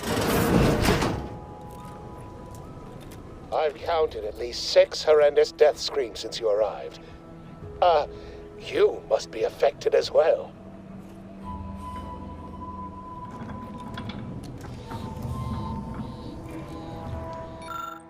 A designated area where test samples can be safely passed in and out of the chambers. Okay. Could it be? You seem an honest-to-goodness rational human being, unhindered by bloodlust, unshackled from their basal ganglia. Well then, by the Loeffler Risk Intercession Act, under Outbreak Provision 5A, I hereby press you into service to aid me in our present crisis. I, Elmet Ormsby, Product Envisioner, Department of Proprietary Methodology and Audacious Advances, am your interim supervisor. You want me as your new assistant? The employees here don't seem to survive that long, dude. Yes. Tragedy has befallen a number of my subordinates. I will trust you not to make light of such heart-rending events. Of course not. Back to the exciting news about this incredible new opportunity. You working for me, as an aide-de-camp of sorts, on a brief yet no doubt exhilarating assignment. I need to know the specifics before I agree to anything. Actually, no. Let's discuss my fee. Assuming success, your fee will be based on the length of your involuntary impressment. Dangers from exposure to undisclosed hazards, etc. Should be quite fair. Alright, look, I'll take care of your little problem for a nominal increase in the amount of bits. Don't focus so much on monetary compensation. Think of the goodwill you'll earn with Auntie's choice. We have vision and we are going places, this project especially. You see, our lab is a far cry from the others. You're part of something bigger here. The individual not only thrives, but shines even more brightly with the help of their brethren. It all requires a certain devotion. In the end, It's really quite in the best interests of everyone's careers. A rising tide raises all boats, as they say. Mm-hmm. So what's our next move? Well, it should all be rather straightforward, yes? I suspect we'd use a top-down indirect coronium synthesis method, don't you think? I have no idea, to be honest with you. Oh dear. It's occurred to me this might benefit to some extent from medical training. Are you perhaps someone well-versed with pharmacological matters? I mean, I do have some medical training. Just tell me how and when to put it to use. Tremendous. Well then, before we roll up our sleeves and determine what's needed, any questions? Yeah, what do I need to do? We'll need two things. Fresh samples of the red spores and the findings from the expedition that originally uncovered them. After that, an antidote should be possible in relatively short order, with your skilled assistance, of course. Of course. And where do I find all that? Spore samples may be taken from a red plant indigenous to an area of tall rock formations northwest of here, ingeniously referred to as the Red Spire. The research team's findings are on a terminal in another building on these same grounds. A satellite lab to this one, if you will. Mm-hmm. Okay. Once we have an antidote firmly in hand, we can save my remaining colleagues, so best not murder them all in the meantime.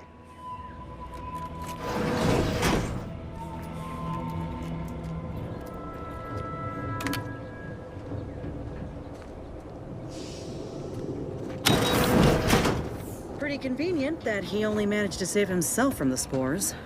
Still, we ought to fix this before it spirals more out of control. Yeah, you're probably right. Okay, red spore samples.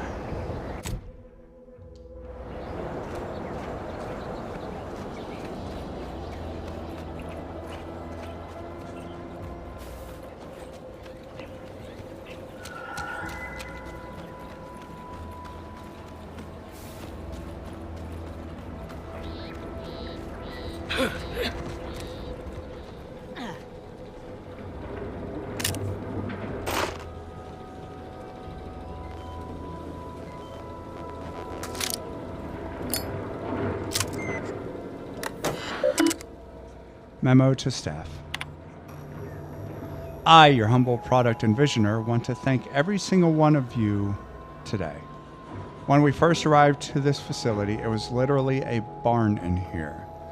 We'd seized from the Protectorate a modest-use agricultural landholding, a run-down old farmhouse and barn, a few harvesters, a seed silo that leaked when it rained. Whoever thought such a meager farmstead could be transformed virtually overnight into the most innovative research center in the entire island? Let me tell you, I did, because I believed in you. You did, because of your deep trust in our shared vision. That's how together we make audacious advances. Live notes. So, this next batch of samples could be interesting. They were taken from a nearby spire with a distinct red color. Its color comes from a species of red plant indigenous to that area. It releases many of these red spores which color the surrounding landscape. There's nothing else like it on Paradise Island. I have them laid out for our initial examinations, which I'll commence after lunch. In the meantime, I'm submitting all the raw data from our from our analysis so far to memorialize it, per standard practice. I must say what I've seen so far is both curious and rather intriguing. Confidential memo to all local managers. As you are all aware, our important work here in the lab is being hindered by a handful of incompetent, quarrelsome, wholly irredeemable personnel who've become a liability on our quarterly reports. Normally, I would transfer such resource-draining employees to frontline combat, yet that is not an option with hostilities at a standstill.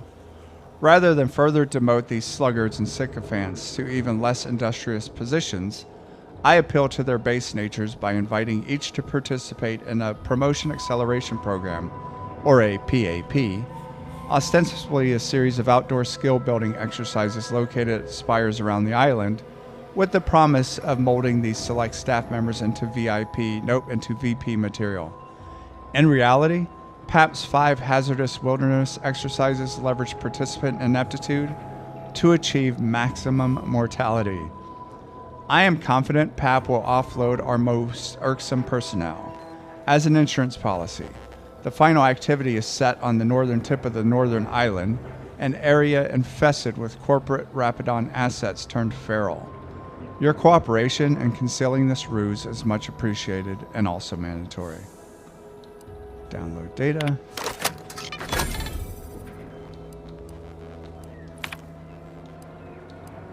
Did I get everything? I thought there was one more thing. I guess not. Okay.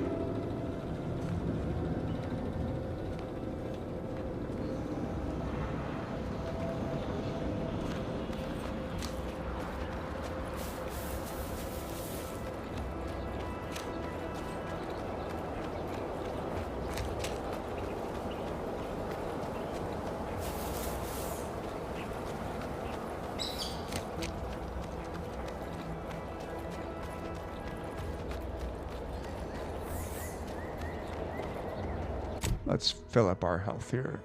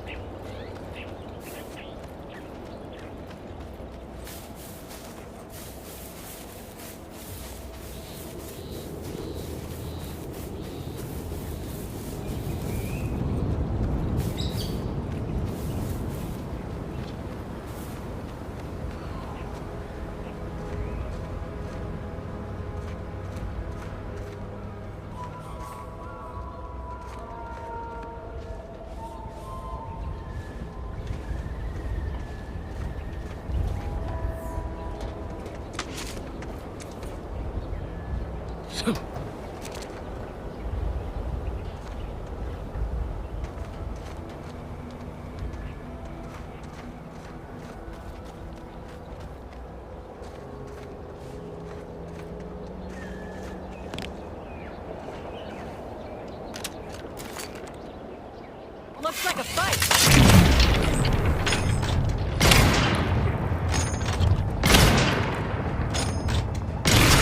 Raring to go.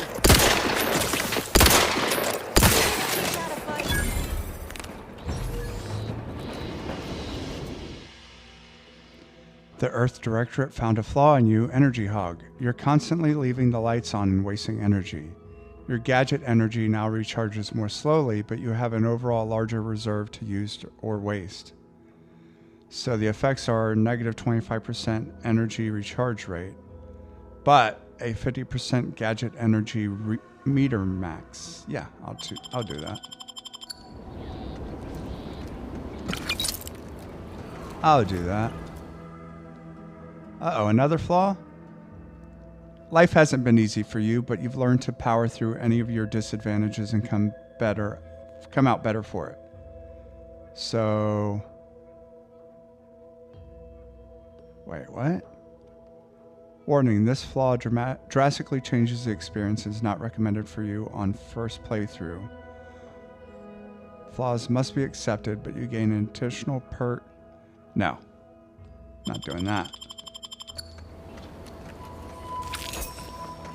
No, thank you.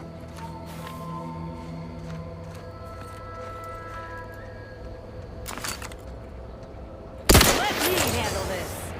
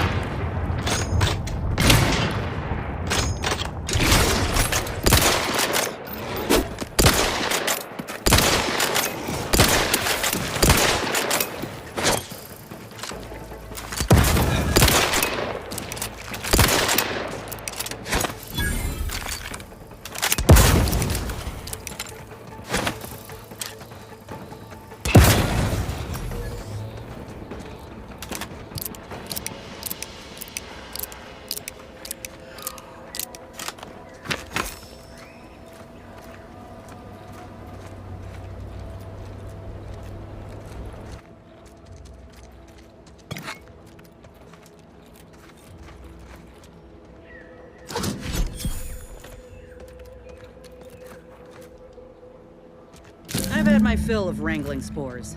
This should be enough for the antidote. Well, let's get a couple more so he doesn't ask us to come back.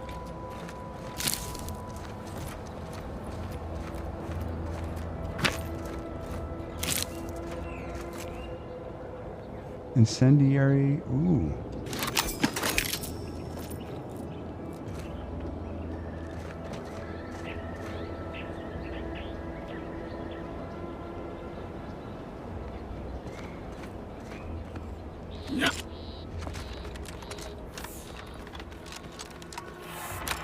Never know. Maybe we could sell these spore samples that he doesn't need to another scientist.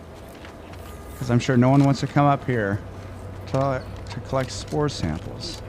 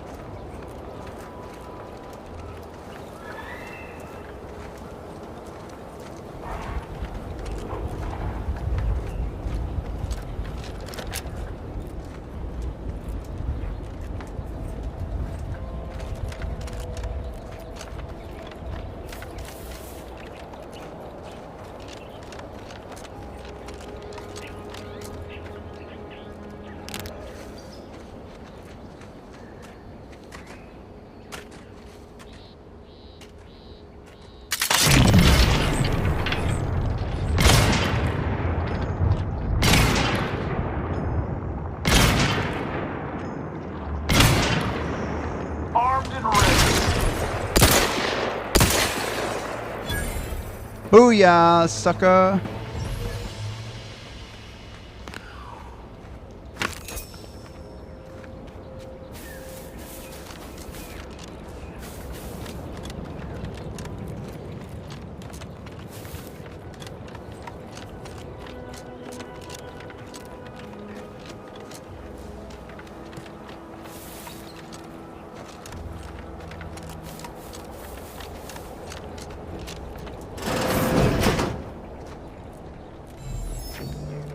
We're back. Ah, my most favorite, least homicidal subordinate. How's all our fieldwork progressing? Yeah, not bad. I have the data cartridge and some spore samples for you. Absolutely gorgeous. Look at you. And to think I just forcibly coerced the first gormless dunderhead who walked by and found you. Lucky me. Now, first things first. Place the data cartridge in the drawer for me, right here, in the slot below my intercom. What if I don't? Insert that data cartridge for me, in the slot below my intercom. Okay. Haha. Allow me to give this a cursory eyeball and... perfect. I'm sure we have the correct neutralizing agent here in the lab. I'll nose out the exact compound within our chemical reserves in 2 shakes of a rat's tail. Yeah, it's a good thing those spores were available so close by, huh? Always fortuitous to have ready access to a key chemical agent nearby. This might work out yet. Auntie may ignore our recent setbacks if I deliver an easy-to-market product. Just imagine the ad slogans. Air. Now with extra fractiousness. Though, I suppose it only works on other Auntie's Choice employees, not our preservative-free rivals. Oh, but let's not get ahead of ourselves. Now we must formulate an antidote. If we're able to save my remaining subordinates, they can help us rush this product to market. Yeah, how's locating that counter agent coming along there, Ormsby? Normally, I'd say perfection can't be hurried, but... there. I have determined the ideal counter-agent. Here you are. Place it and the spore samples into that synthesizer. Enable the device, and it will beget a working antidote momentarily. Return with it directly as soon as it does, if you please.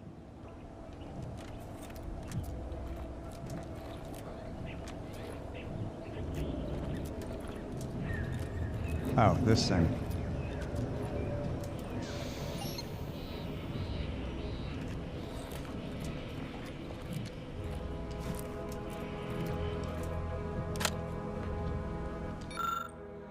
Audacious Advances Chemical Synthesizer.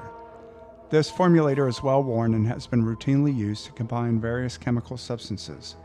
With the right ingredients, it can be utilized to synthesize an antidote for the homicidally irritable behavior affecting personnel in and around the lab.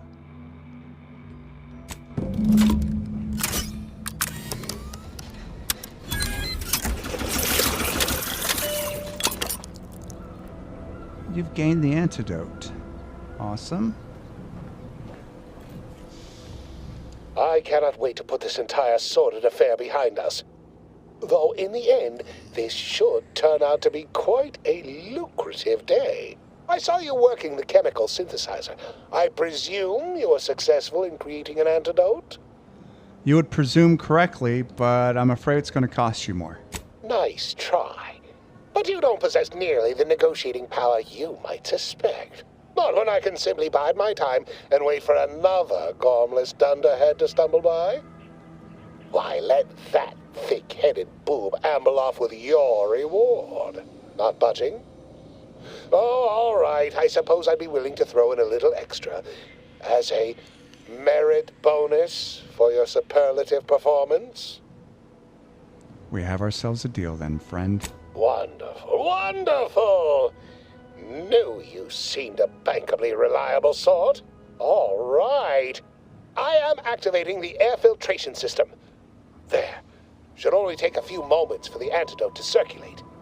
Everyone still alive should be right as rain shortly. Marvelous. You'll find your remuneration in the chest behind me.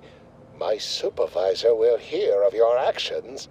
Oh, and before I forget, I, Omid Ormsby, under the power granted me by the Loeffler Risk Intercession Act, hereby free you from impressed service to Auntie's Choice. Be seeing you.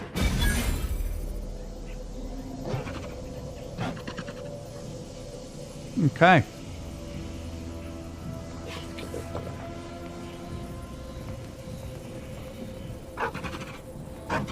What am I hearing? Oh.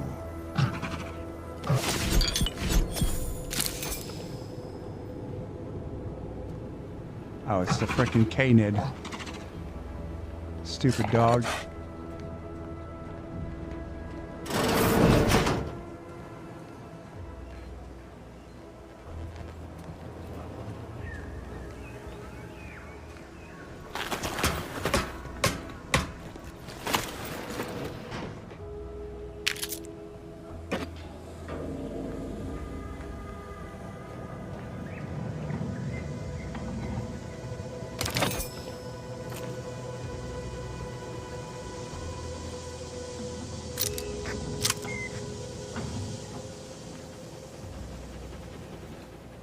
I want to jump down, but probably break my legs and die, so I'm not going to do that.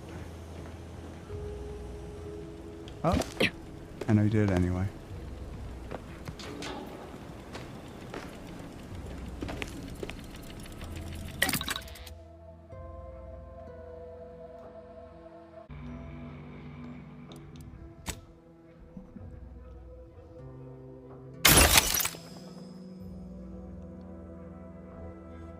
Okay.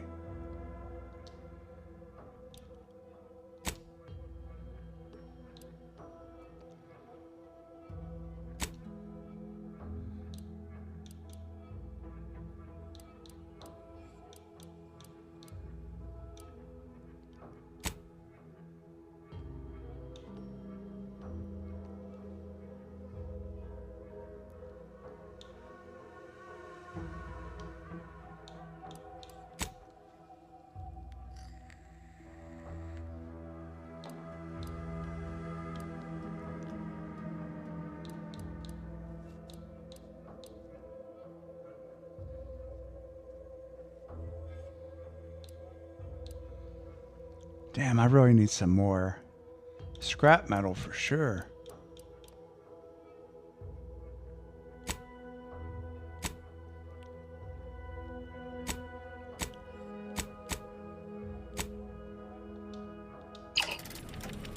Yeah.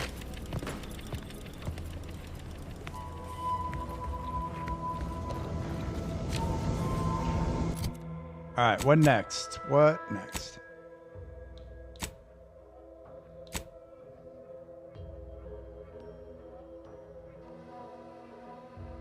I couldn't find Charlton before.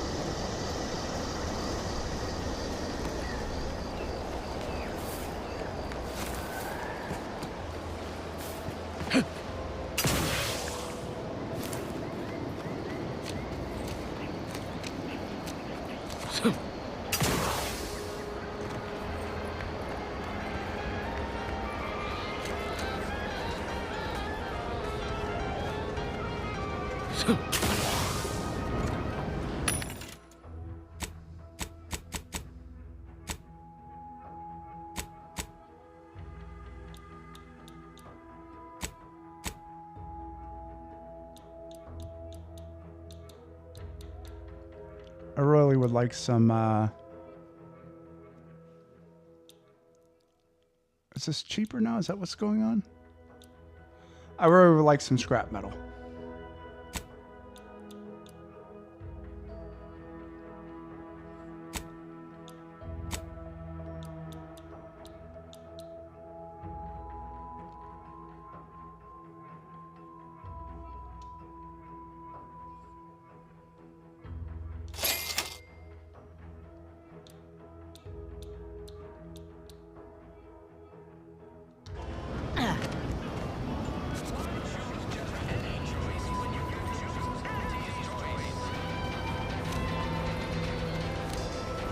They keep saying Auntie's choice, but I say Auntie's choice. I don't even care.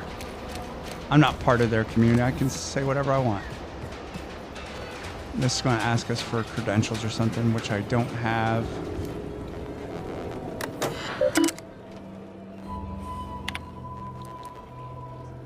Replenishment terminal key card.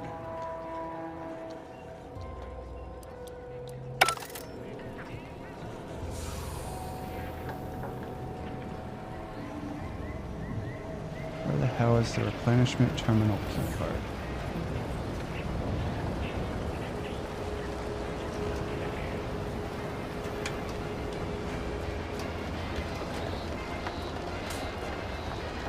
How do you eat Purpleberry Crunch? Real with milk. warrior, eat it right from the box. Oh, guess I'm not a real warrior then. Stop blaming the wind. Trainee Lindell, be so kind as to remind us all what the first rule of the range is. Guns are weapons, not toys. Oh, she has a Do we unibrow. aim weapons at colleagues or at our own unprotected upper stories, even in jest? Hint, we do not.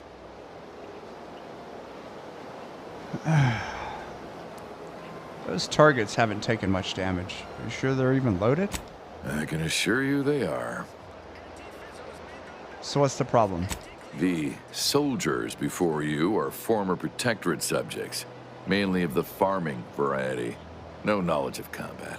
Scarce experience wielding anything deadlier than a wrench. They are accustomed to being told what to do, when to do it, even how to think. A lifetime of habitual servitude is not broken in a day. Do you mind if I have a word with him? I'm not one to idle in the path of a good faith effort to accelerate education. The faster we can get more soldiers in the field, the better. There's just one problem. I don't know you.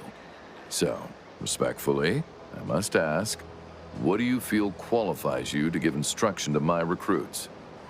That's a good question. And I don't mean to boast, but I'm pretty inspirational. People tell me all the time. You do have a certain confidence about you that is presently absent in these recruits. Very well, I'll allow you to speak with them. Don't make me regret this. Attention trainees, guns down. That means you too, Simpson. We have a guest who has a few words to share. You have something to say to us? Yes. When you hold that gun, remember what you're fighting for. Wait, I know this one.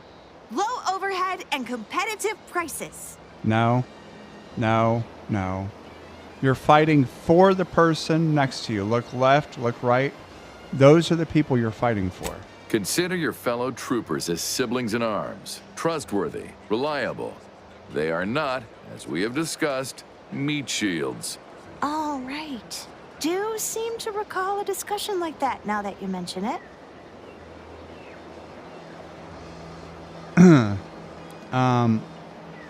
Here's the other thing. With Auntie's choice, each of you has the potential to be so much more. Believe it. Yes, and a corporate ladder means there's always somewhere greater to reach. Now, if Auntie's faith in you is not misplaced, then prove it, trainees! Weapons at the ready! And fire! Well done, trainees! Well done! It appears your words have had their intended effect. Oh, thank law. The trainees seem quite taken with you, too. As I suspect they would riot if I let you leave without a reward. Please, accept this revolver with Auntie's thanks. Plan willing, I will have as much success deploying your wisdom with my next batch of recruits. Yeah, no problem. The Protectorate made you farmers, but Auntie's choice has made you soldiers.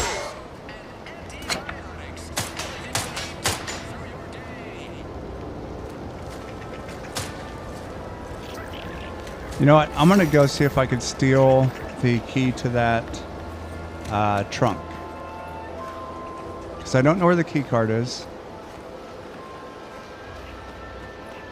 But I have faith that I'll be able to break into something, and steal something. I know there's at least one locked door in this community that I didn't get into earlier.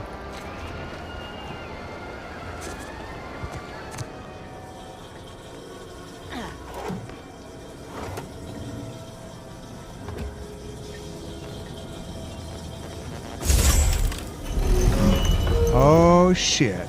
What do we have here?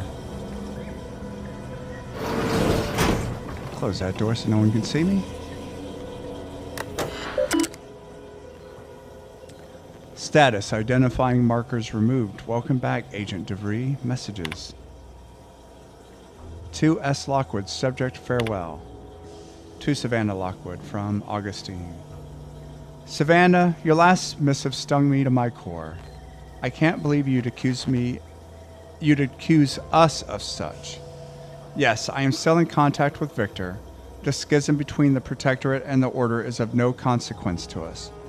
But we are decidedly not whispering poison in each other's ear. And I can assure you, the dark path you accuse us of going down is one of necessity, not choice. I never burdened you with the knowledge of the things I've done, what I've been forced to live with. But therein lies the rub. I find I can do so no longer. The time for action has come. Do you remember the cliffhanger ending of the Sentinel versus the Cult of Corporatism's 6th chapter? One way or the other, I fear we are hurtling toward that same inevitable conclusion. This is one thing I cannot allow, no matter the cost. Regardless, my time on Paradise Island is over. As we used to say, see you in the equation, my friend. To Augustine regarding farewell. How can you say you never burdened me with what you've done? You may have never shared specifics with me, but that doesn't mean I didn't feel your suffering, Augustine. The invasion of Paradise Island is driving us all to new levels of despair, and your last message has me fearing that it has pushed you to a place of madness. I'm begging you, forget that void damn cereal and whatever it is you're planning, and please, please, come see me before you do anything that cannot be undone. This ought to make you laugh. I am holed up in the Old Order Chapel of all places. Maybe because it reminds me of better days with you, me, and Victor. Mission logs. Day 25. My cover story has worked. I am safely ensconced at the Vox station, assigned to the lowly Information Input and Retrieval Department. Seems a colony so certain of its absolute control over its subjects can be less than rigorous when it comes to security. I was able to easily widen out a space behind the walls of the main control room to establish my safe room, giving me unfettered access to the communication transfer conduits. I have hacked into their system downstream from the security protocols, so I am able to infiltrate their entire system with them being none the wiser. While I have little doubt as to the success of our mission, trepidation still gnaws at me, though I cannot say why. Perhaps it is simply the normal mission commencement jitters. I thought my duties complete. Information gathered, reports filed, preparations made. I'd even created a fictitious identity and work transfer to Horizon Point Station well ahead of schedule, in order to keep anyone from tracking my movements upon commencing the mission. All that was left was the waiting. Or so I thought. Then, troubling information came to light. I've seen the numbers. I've seen the equations. While I don't understand all of it, I understand enough to know it is the truth. And I am the only one in a position to act upon it, though it means the betrayal of my team and the duty I swore to uphold. But can I? Good question, Augustine. I did it. They are all dead. And I am still alive. I had not expected this. I had prepared no alibi, and so felt assured my ruse would be discovered and I'd not have to carry this burden. But the complete gullibility of the Protectorate subjects cannot be underestimated, it seems. My threadbare excuse of my grievous wounds as pitchball injuries was accepted without question. I can only keep telling myself it had to be done. Something which becomes harder by the day as the rift anomaly grows in the sky. But it was all part of the plan. Wasn't it?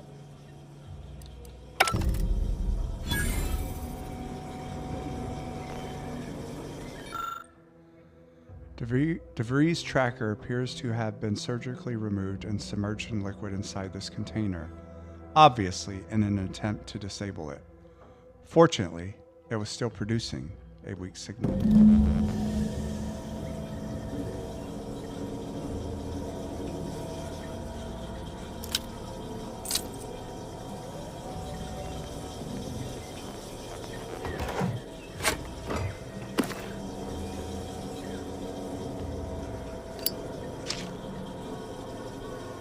And I've looked at this, right?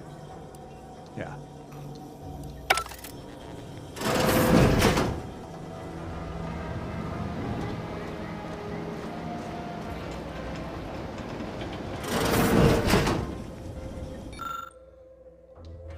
Yeah, and I've looked at that.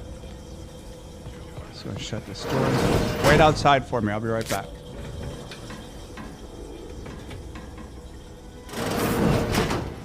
What are you doing, for God's sake? Close the door.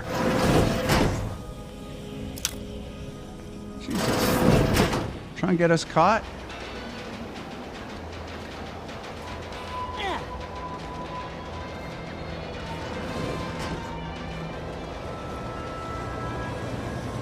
Oh, hey. How's it going? Looks like, oh, this, sorry, I thought I was in a different room. That was close.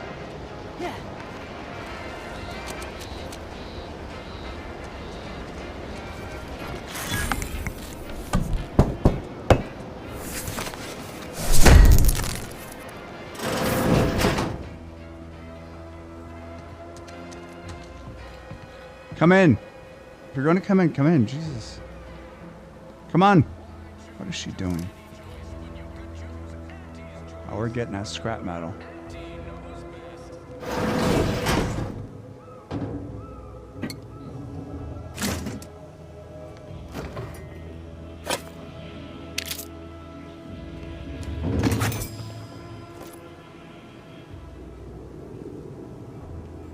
All right.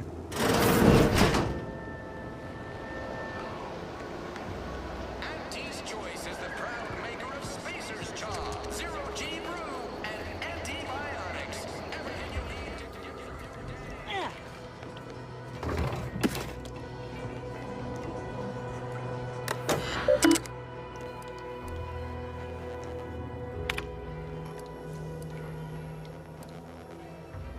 Oh yeah, we already unsealed that cellar.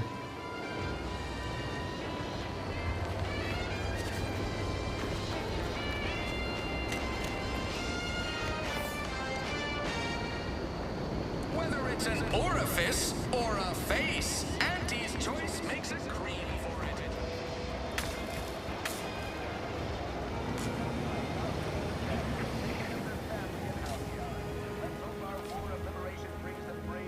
Welcome, welcome. See anything you like? Nope. I do not. Hey, Gads, the hologram's gone down. A simple malfunction, perhaps. An outrage is what I call it. That hologram was our flag planted in the soil.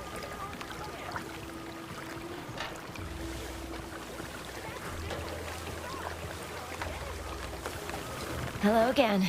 You get that inventory issue sorted? No, not yet. I'll be back with Good. it soon.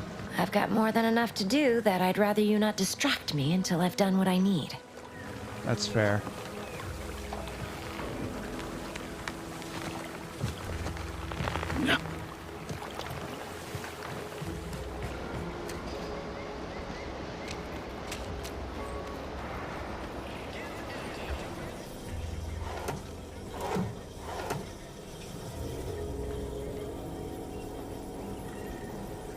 Lockpick 5, Miller Street. Oh, I need lockpick 5.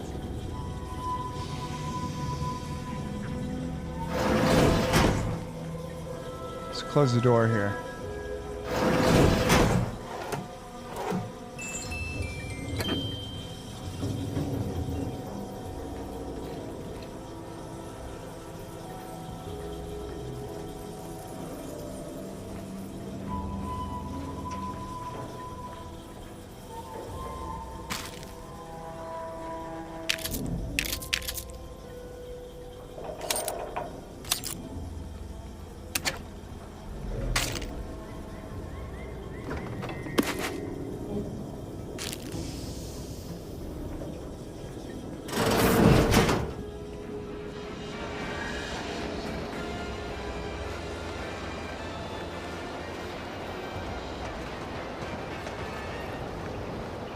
Auntie's Choice knows that a better you is just 3 pills and a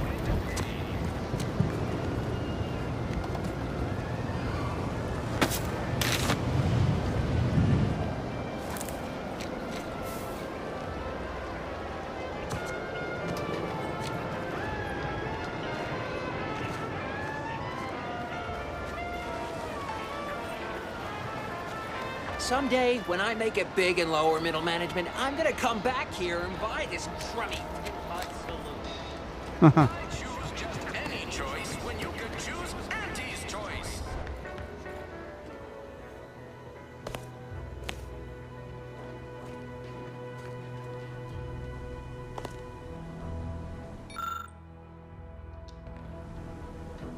We need that key of hers. I don't remember seeing this before. Auntie's Choice Premium Residence Leasings, Fairfield. Available appropriated protectorate lodgements. August DeVries House, red trim, circle windows. Beatrice Lorenz House, gray trim, oval windows, large porch. Newly assigned Auntie's Choice residence. Emmeline Galloway House, gray trim, rectangular windows. Warren L. Warren House, gray trim, oval windows. Hugh L. Chaudhry House, blue trim, mixed windows. Yekaterina Cole House, gray trim, Oval windows, large porch.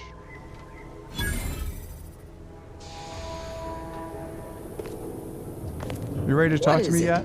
Make it quick, yeah? I guess not. Never mind. She's just never going to talk to me. She's still pissed off.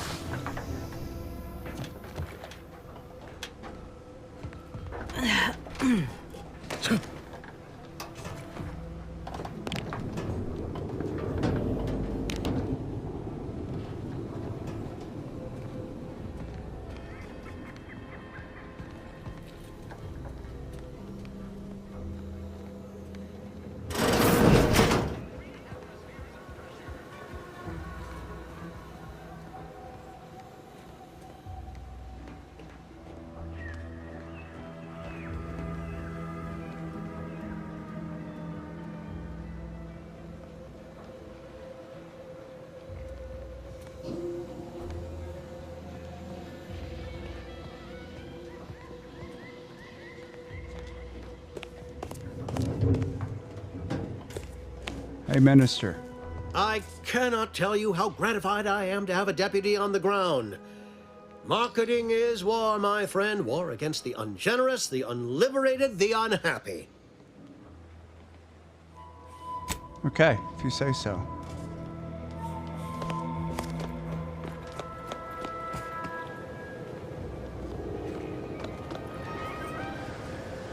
I wish Niles was still here. He'd remember which buildings I didn't unlock yet.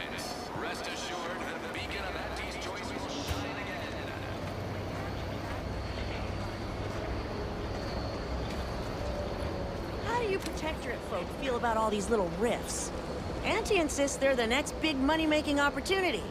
Between you and me, I don't buy it. We are told again and again that the rifts are merely a natural phenomenon, just cogs in the machinery of the universe, as we all are. Yeah, I don't buy that either.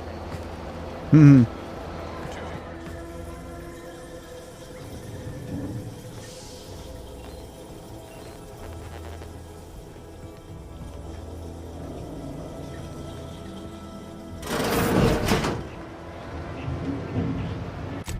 All right.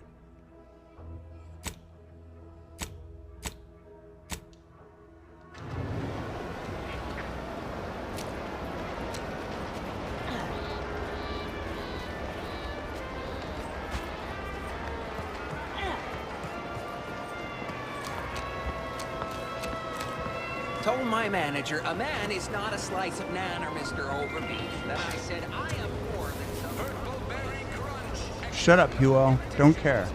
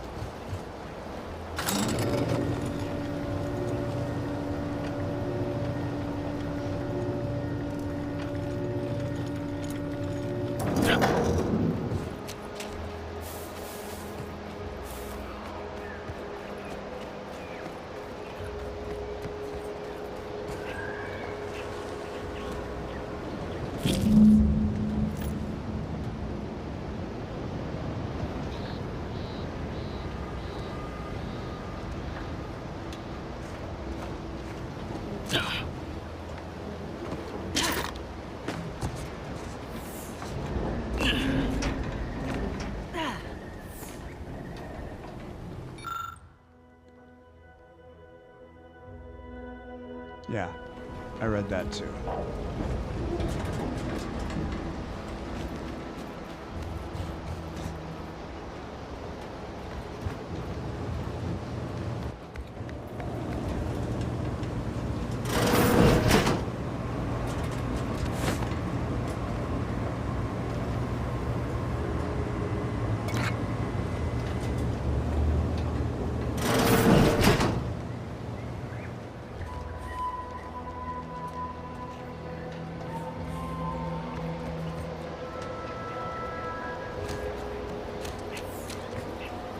Let's go find Charlton.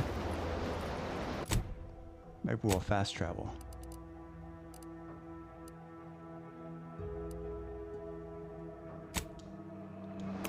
Hopefully we find him this time. We ran around forever and didn't find him before.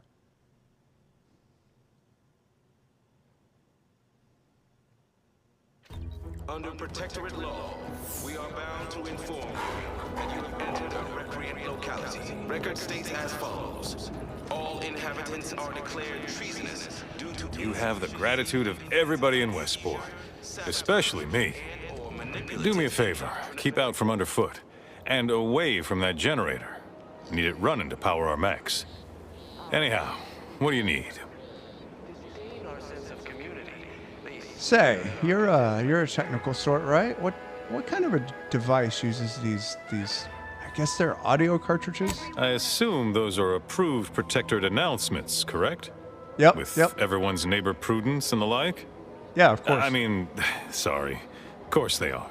Loudspeaker control terminal is in the proclamation station, a few structures over. One with the antenna. I suspect they go there. Okay. Do you ever think about, like, packing it in and moving to Fairfield? Even if I did ever fall prey to such treacherous whimsy, you think I'd be fool-headed enough to admit it to a stranger? Look like I've been kicked by an automech or something? I mean, void damn. Vigilant Hogarth's still here. No matter how bad it gets, keeps us going. Keeps us right. Folks like him prove the paradigm is aligned with the Architect's plan. Just gotta trust the rightful guidance of the Vigilance and the Sovereign. Yeah, but in Fairfield, you'd be paid for all your work, so... Think I care more about remuneration than helping my neighbor? Nah, I'd rather live in an honest-to-goodness community than be surrounded by them individualist backstabbers. Sure Fair feel enough. sorry for them. Maybe someday after we, well, utterly crush their forces and disprove their bent philosophy, we can show them all a right, better way to live. Okay. Outsider. Still can't call me Commander, I guess. The matriarch chose Eden because There he she- is. Matriarch and Sovereign chose Eden, the perfect ecotope as our home, and devised the paradigm as a great way to maintain it. Appeared right out of the aether, just as I imagine our proud sentinels do. Like, here I am, your innermost thoughts are known to me, and nobody once hears from you again. Caught me reciting passages from a beacon to the cosmos, illustrating my steadfast fidelity. All subjects prosper under the guidance of our beneficent ruler, the Sovereign. That part always hits me directly. To quote my personal log, an essential passage, rightful and true. Charlton Weintrott. Look, man, no need for all that nonsense. I know you're like a fan of Auntie's Choice. I'm the same. Why, that's wonderful.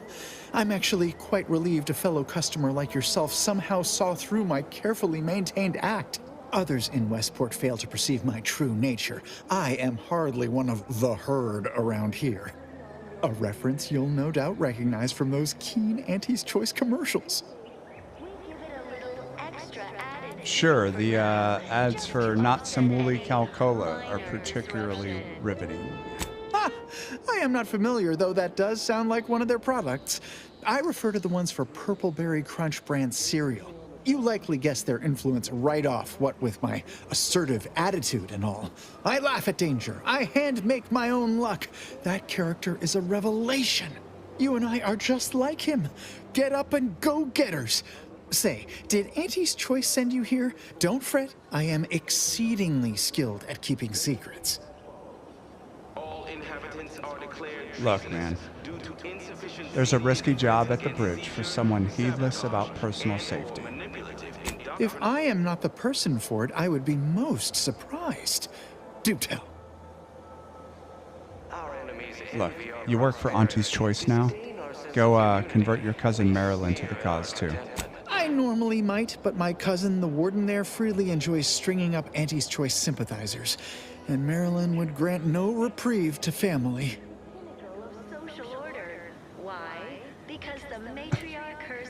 Look, between your gumption and your dedication to the brand's values, I have faith you'll be able to do it there, Charlton. That seems neither prudent nor wise.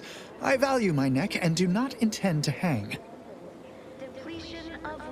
But you grew up together, your family. If anyone could convince her to join, it'd be you. Why, that sounds like something only a true get-up-and-go-getter would have the sand for. Right. Look, I have no second thoughts about this. I hope you don't either. Well, all right then. I will pack my things and head out in due course. Glad this world has folks like you just going around helping people realize their enormous unrevealed potential. I, for one, am the better for it. And plentiful. We have everything we need. Prudence dictates we take a moment to rightly appreciate it all and thank the Sovereign. Just gonna pick this stuff up, don't mind me. You are the raw material. Greetings, non-protectorate wretches. With regret, I must inform you that those outside our glorious society may not take freely from our stocks, as our subjects do. However, I may offer you a limited selection of premium items for moderate respective fees. All right, let's see what you got. Initiating.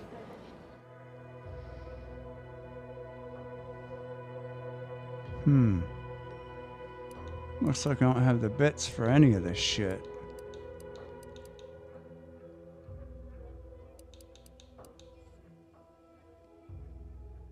Recognized it as the All right. perfect ecosystem. The native. The native?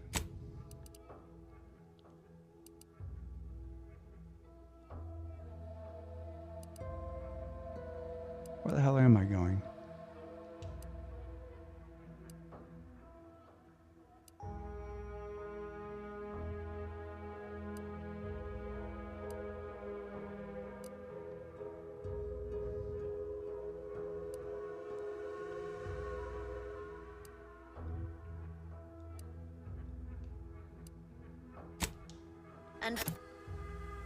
And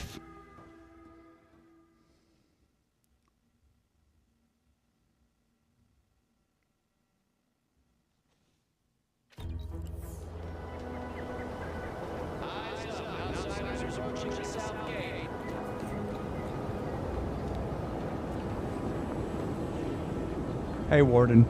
You've brought me my poor, hapless cousin. If only it were under better circumstances. I don't Yeah, I'm believe sorry there about is that. any circumstance, cousin, in which you would celebrate our meeting. Whatever you intend to do, I can only hope you do it quickly.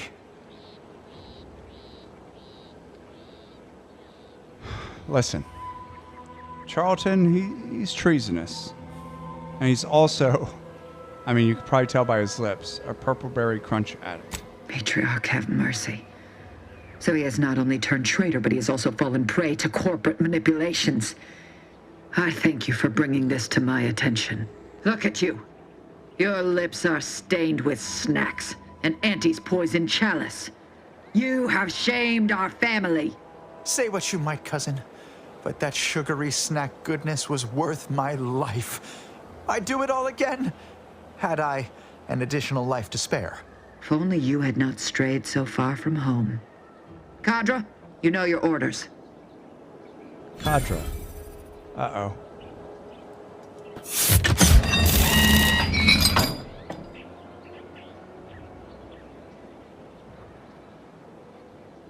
Now What then, the shit? have you any word of Ida?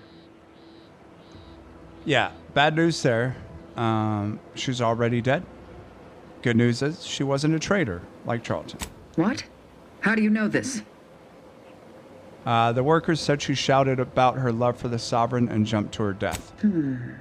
Keen as I am to entertain this, am I expected to take traitors and corporatists at their word? I mean, hold on, I have this, let me grab, it's right here in my pocket. Yeah, so, see this arm? Isn't that proof enough? Let me see that. Yes. Yes! This does appear to be hers. Unfortunately, Told you. there are reports of the Harvester having been repaired in the wake of her sabotage. Though her triumph may not have endured, it was a good effort nonetheless. Should Montelli deign to interrogate me for my associations, I'll be certain to inform him of her patriotism. Okay. Well, I'm glad to witness a heartwarming ending to this beautiful tale of friendship. Inspiring, isn't it? Ida's final gift to me was one of enduring loyalty and self-sacrifice. And I will benefit from it, just as she very well might have wanted. Since you have already delivered me Charlton, our arrangement is concluded. You may cross the bridge. Safe passage assured. Cadra, lower the bridge. Remember, there will be no negotiations, no staying of hands north of the bridge. If you step out of line, may the matriarch have mercy on you. Montelli surely won't. Commander, I think you and I need to have a chat. Alright, well, let's go talk over here. Ain't no use lingering. Let's get across. Alright, what's up? You didn't so much as flinch, handing someone off to the warden to be executed like that. Was I know. passage across the canyon truly worth the price? I mean, look, it's not like I savored the moment, Inez. I did what I had to do. But you didn't explore any other avenue, did you? The Protectorate care nothing for the lives of others. You know this, and still you went and made a deal with them. This is exactly the kind of shit I'm fighting against. Lives being given about as much thought as a dime changing hands. I spit on the notion. This war zone is not your playground. Look, we need to stop the Vries fast, or many more people could die. This was our best option. Right. Ain't a stranger to tactics, Commander. But make no mistake, you give these folk an inch, and they'll crush the life out of you too. First chance they get. I'm aware. I'm not blind to that. And I'll be careful. All right, I'll try to believe you. Should we get going? Maybe. Let me see what we got here. We got some skill points.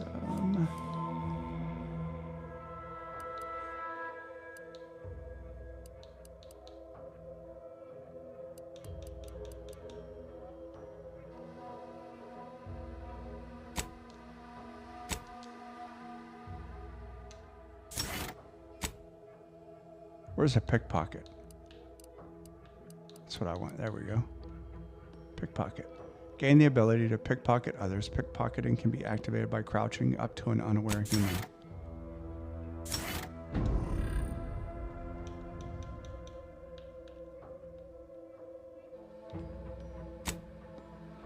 Reputation. Auntie's choice.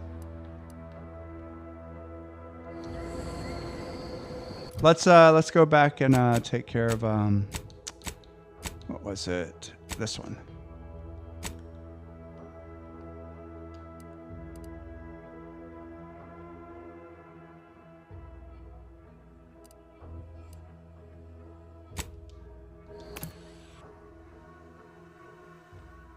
Maybe she has the key.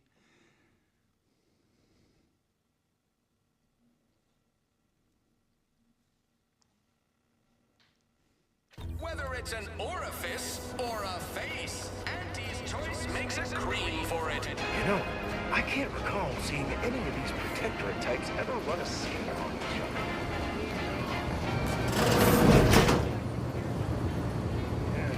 But if they even catch a whiff of this, it's a whole other thing.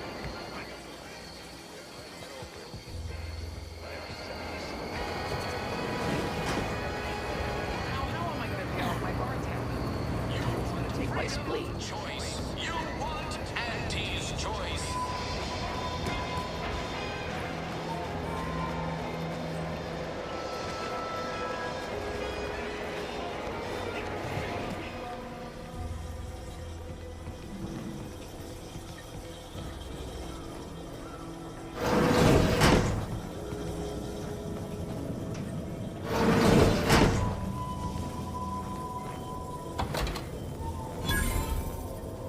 Hell yeah.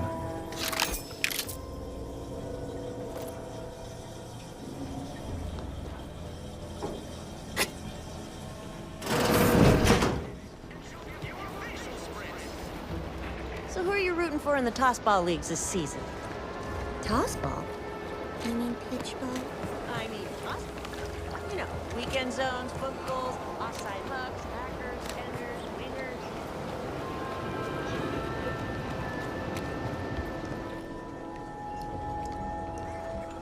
trying to remember where that other... There was another safe or something.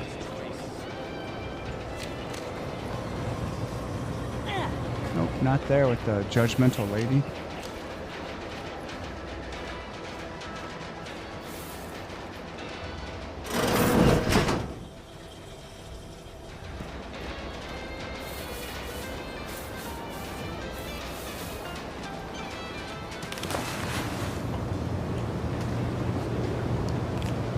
This isn't where I wanted to sneak. I want to sneak in that building there.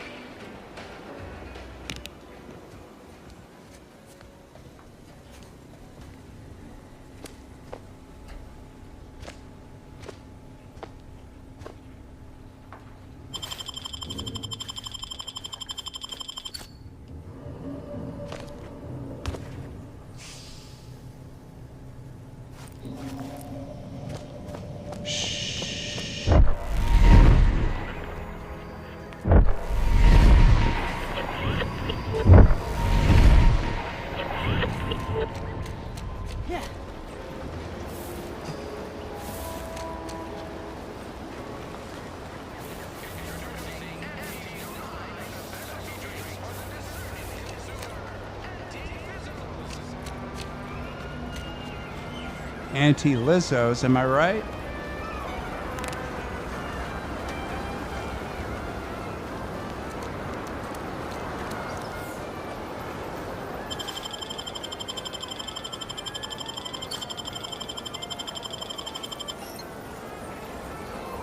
I thought for sure she would have the key card thing to get into the terminal.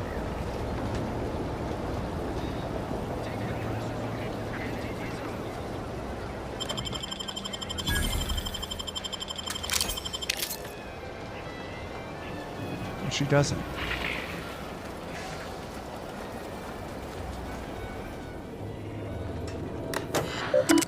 Never going to be able to get in here.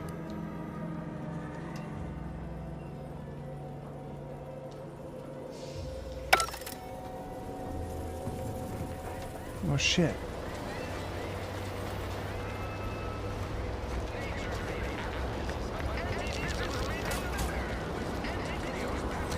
Whoever took down our anti-hologram is a traitor of the highest order. Makes me wonder if these folks even want to be civilized.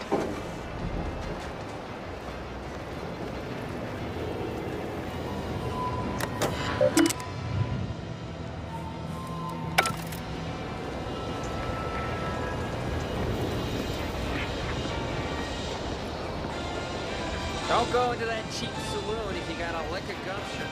They got no tolerance for it. Why do you think I'm out? Nice job with the mines, but I've got other jobs that need doing. Fair enough.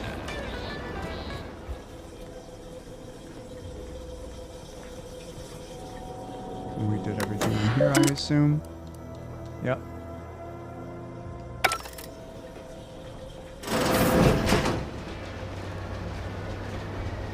I don't know where to get that damn card for the terminal.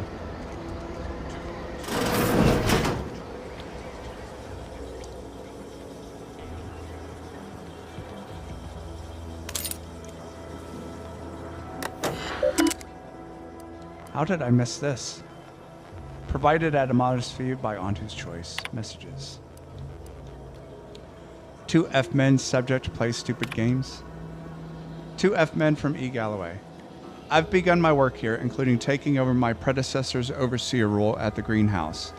Unfortunately, it seems the Fairfield situation is even worse than we feared. That buffoon Caldwell apparently felt receiving our inventory as aerial drops was just too much effort. So he was having the pilots set their asses down at the old Protectorate's landing pad. After which he'd move the goods in the middle of the day, apparently expecting that everyone would just ignore their little shenanigans, no matter how much of a ruckus they caused. I considered paying a visit to Caldwell's cell in the old constable's office so as to ask him why he could possibly be that whole-headed. but there's no answer he'd possibly give that would justify the risk of our associating in public. 2F men, subject fully determined to deterministically fail. To be certain, we knew rushing unsalted agents into position was risky, but there was so much profit to be made on this damnable moon that we just had to try. Still, never in our wildest did we conjure these clods burying themselves in crabble crap this deep. In addition to the obvious smuggling, they've been run up on dozens of related crimes, including market disruption, unconscionable shrinkage, and anti-monopolistic pricing. Still, at least they're all accounted for. Unfortunately, some of their charges against them seem a mite bit weak. I don't know why I'm struggling. And if they get loose, I'll have twice the work getting this operation back on track. But give it no mind. I've shaped a plan I think will solve all that. Oh my god, but give it no mind. I've shaped a plan I think will solve it all in my next move. Subject to operations to resume shortly. I have finished gathering all the internal information on our troublemakers, gift wrapped a lot of it, and left it atop the local compliance adjuster's terminal. Given the incredible financial windfall this case now offers him, I expect he'll aim to deliver our former associates to the undisputed claim as soon as humanly possible. Give me a week or two after he leaves to finish cleaning up, and we'll be ready to get our market back to work, Emmeline.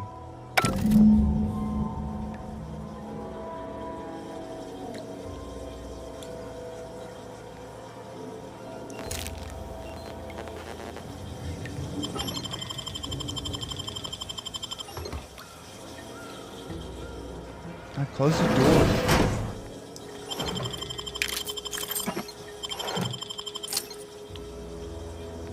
Still don't have the damn terminal key card though.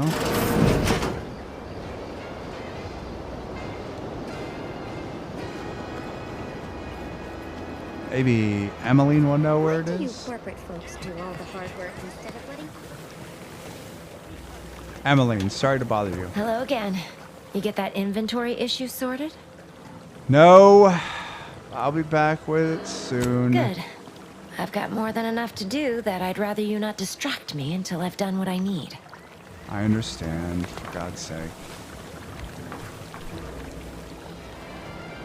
You know what? We're going to take a little rest here. That's going to conclude part 4. Thank you for watching. Stay tuned for part 5.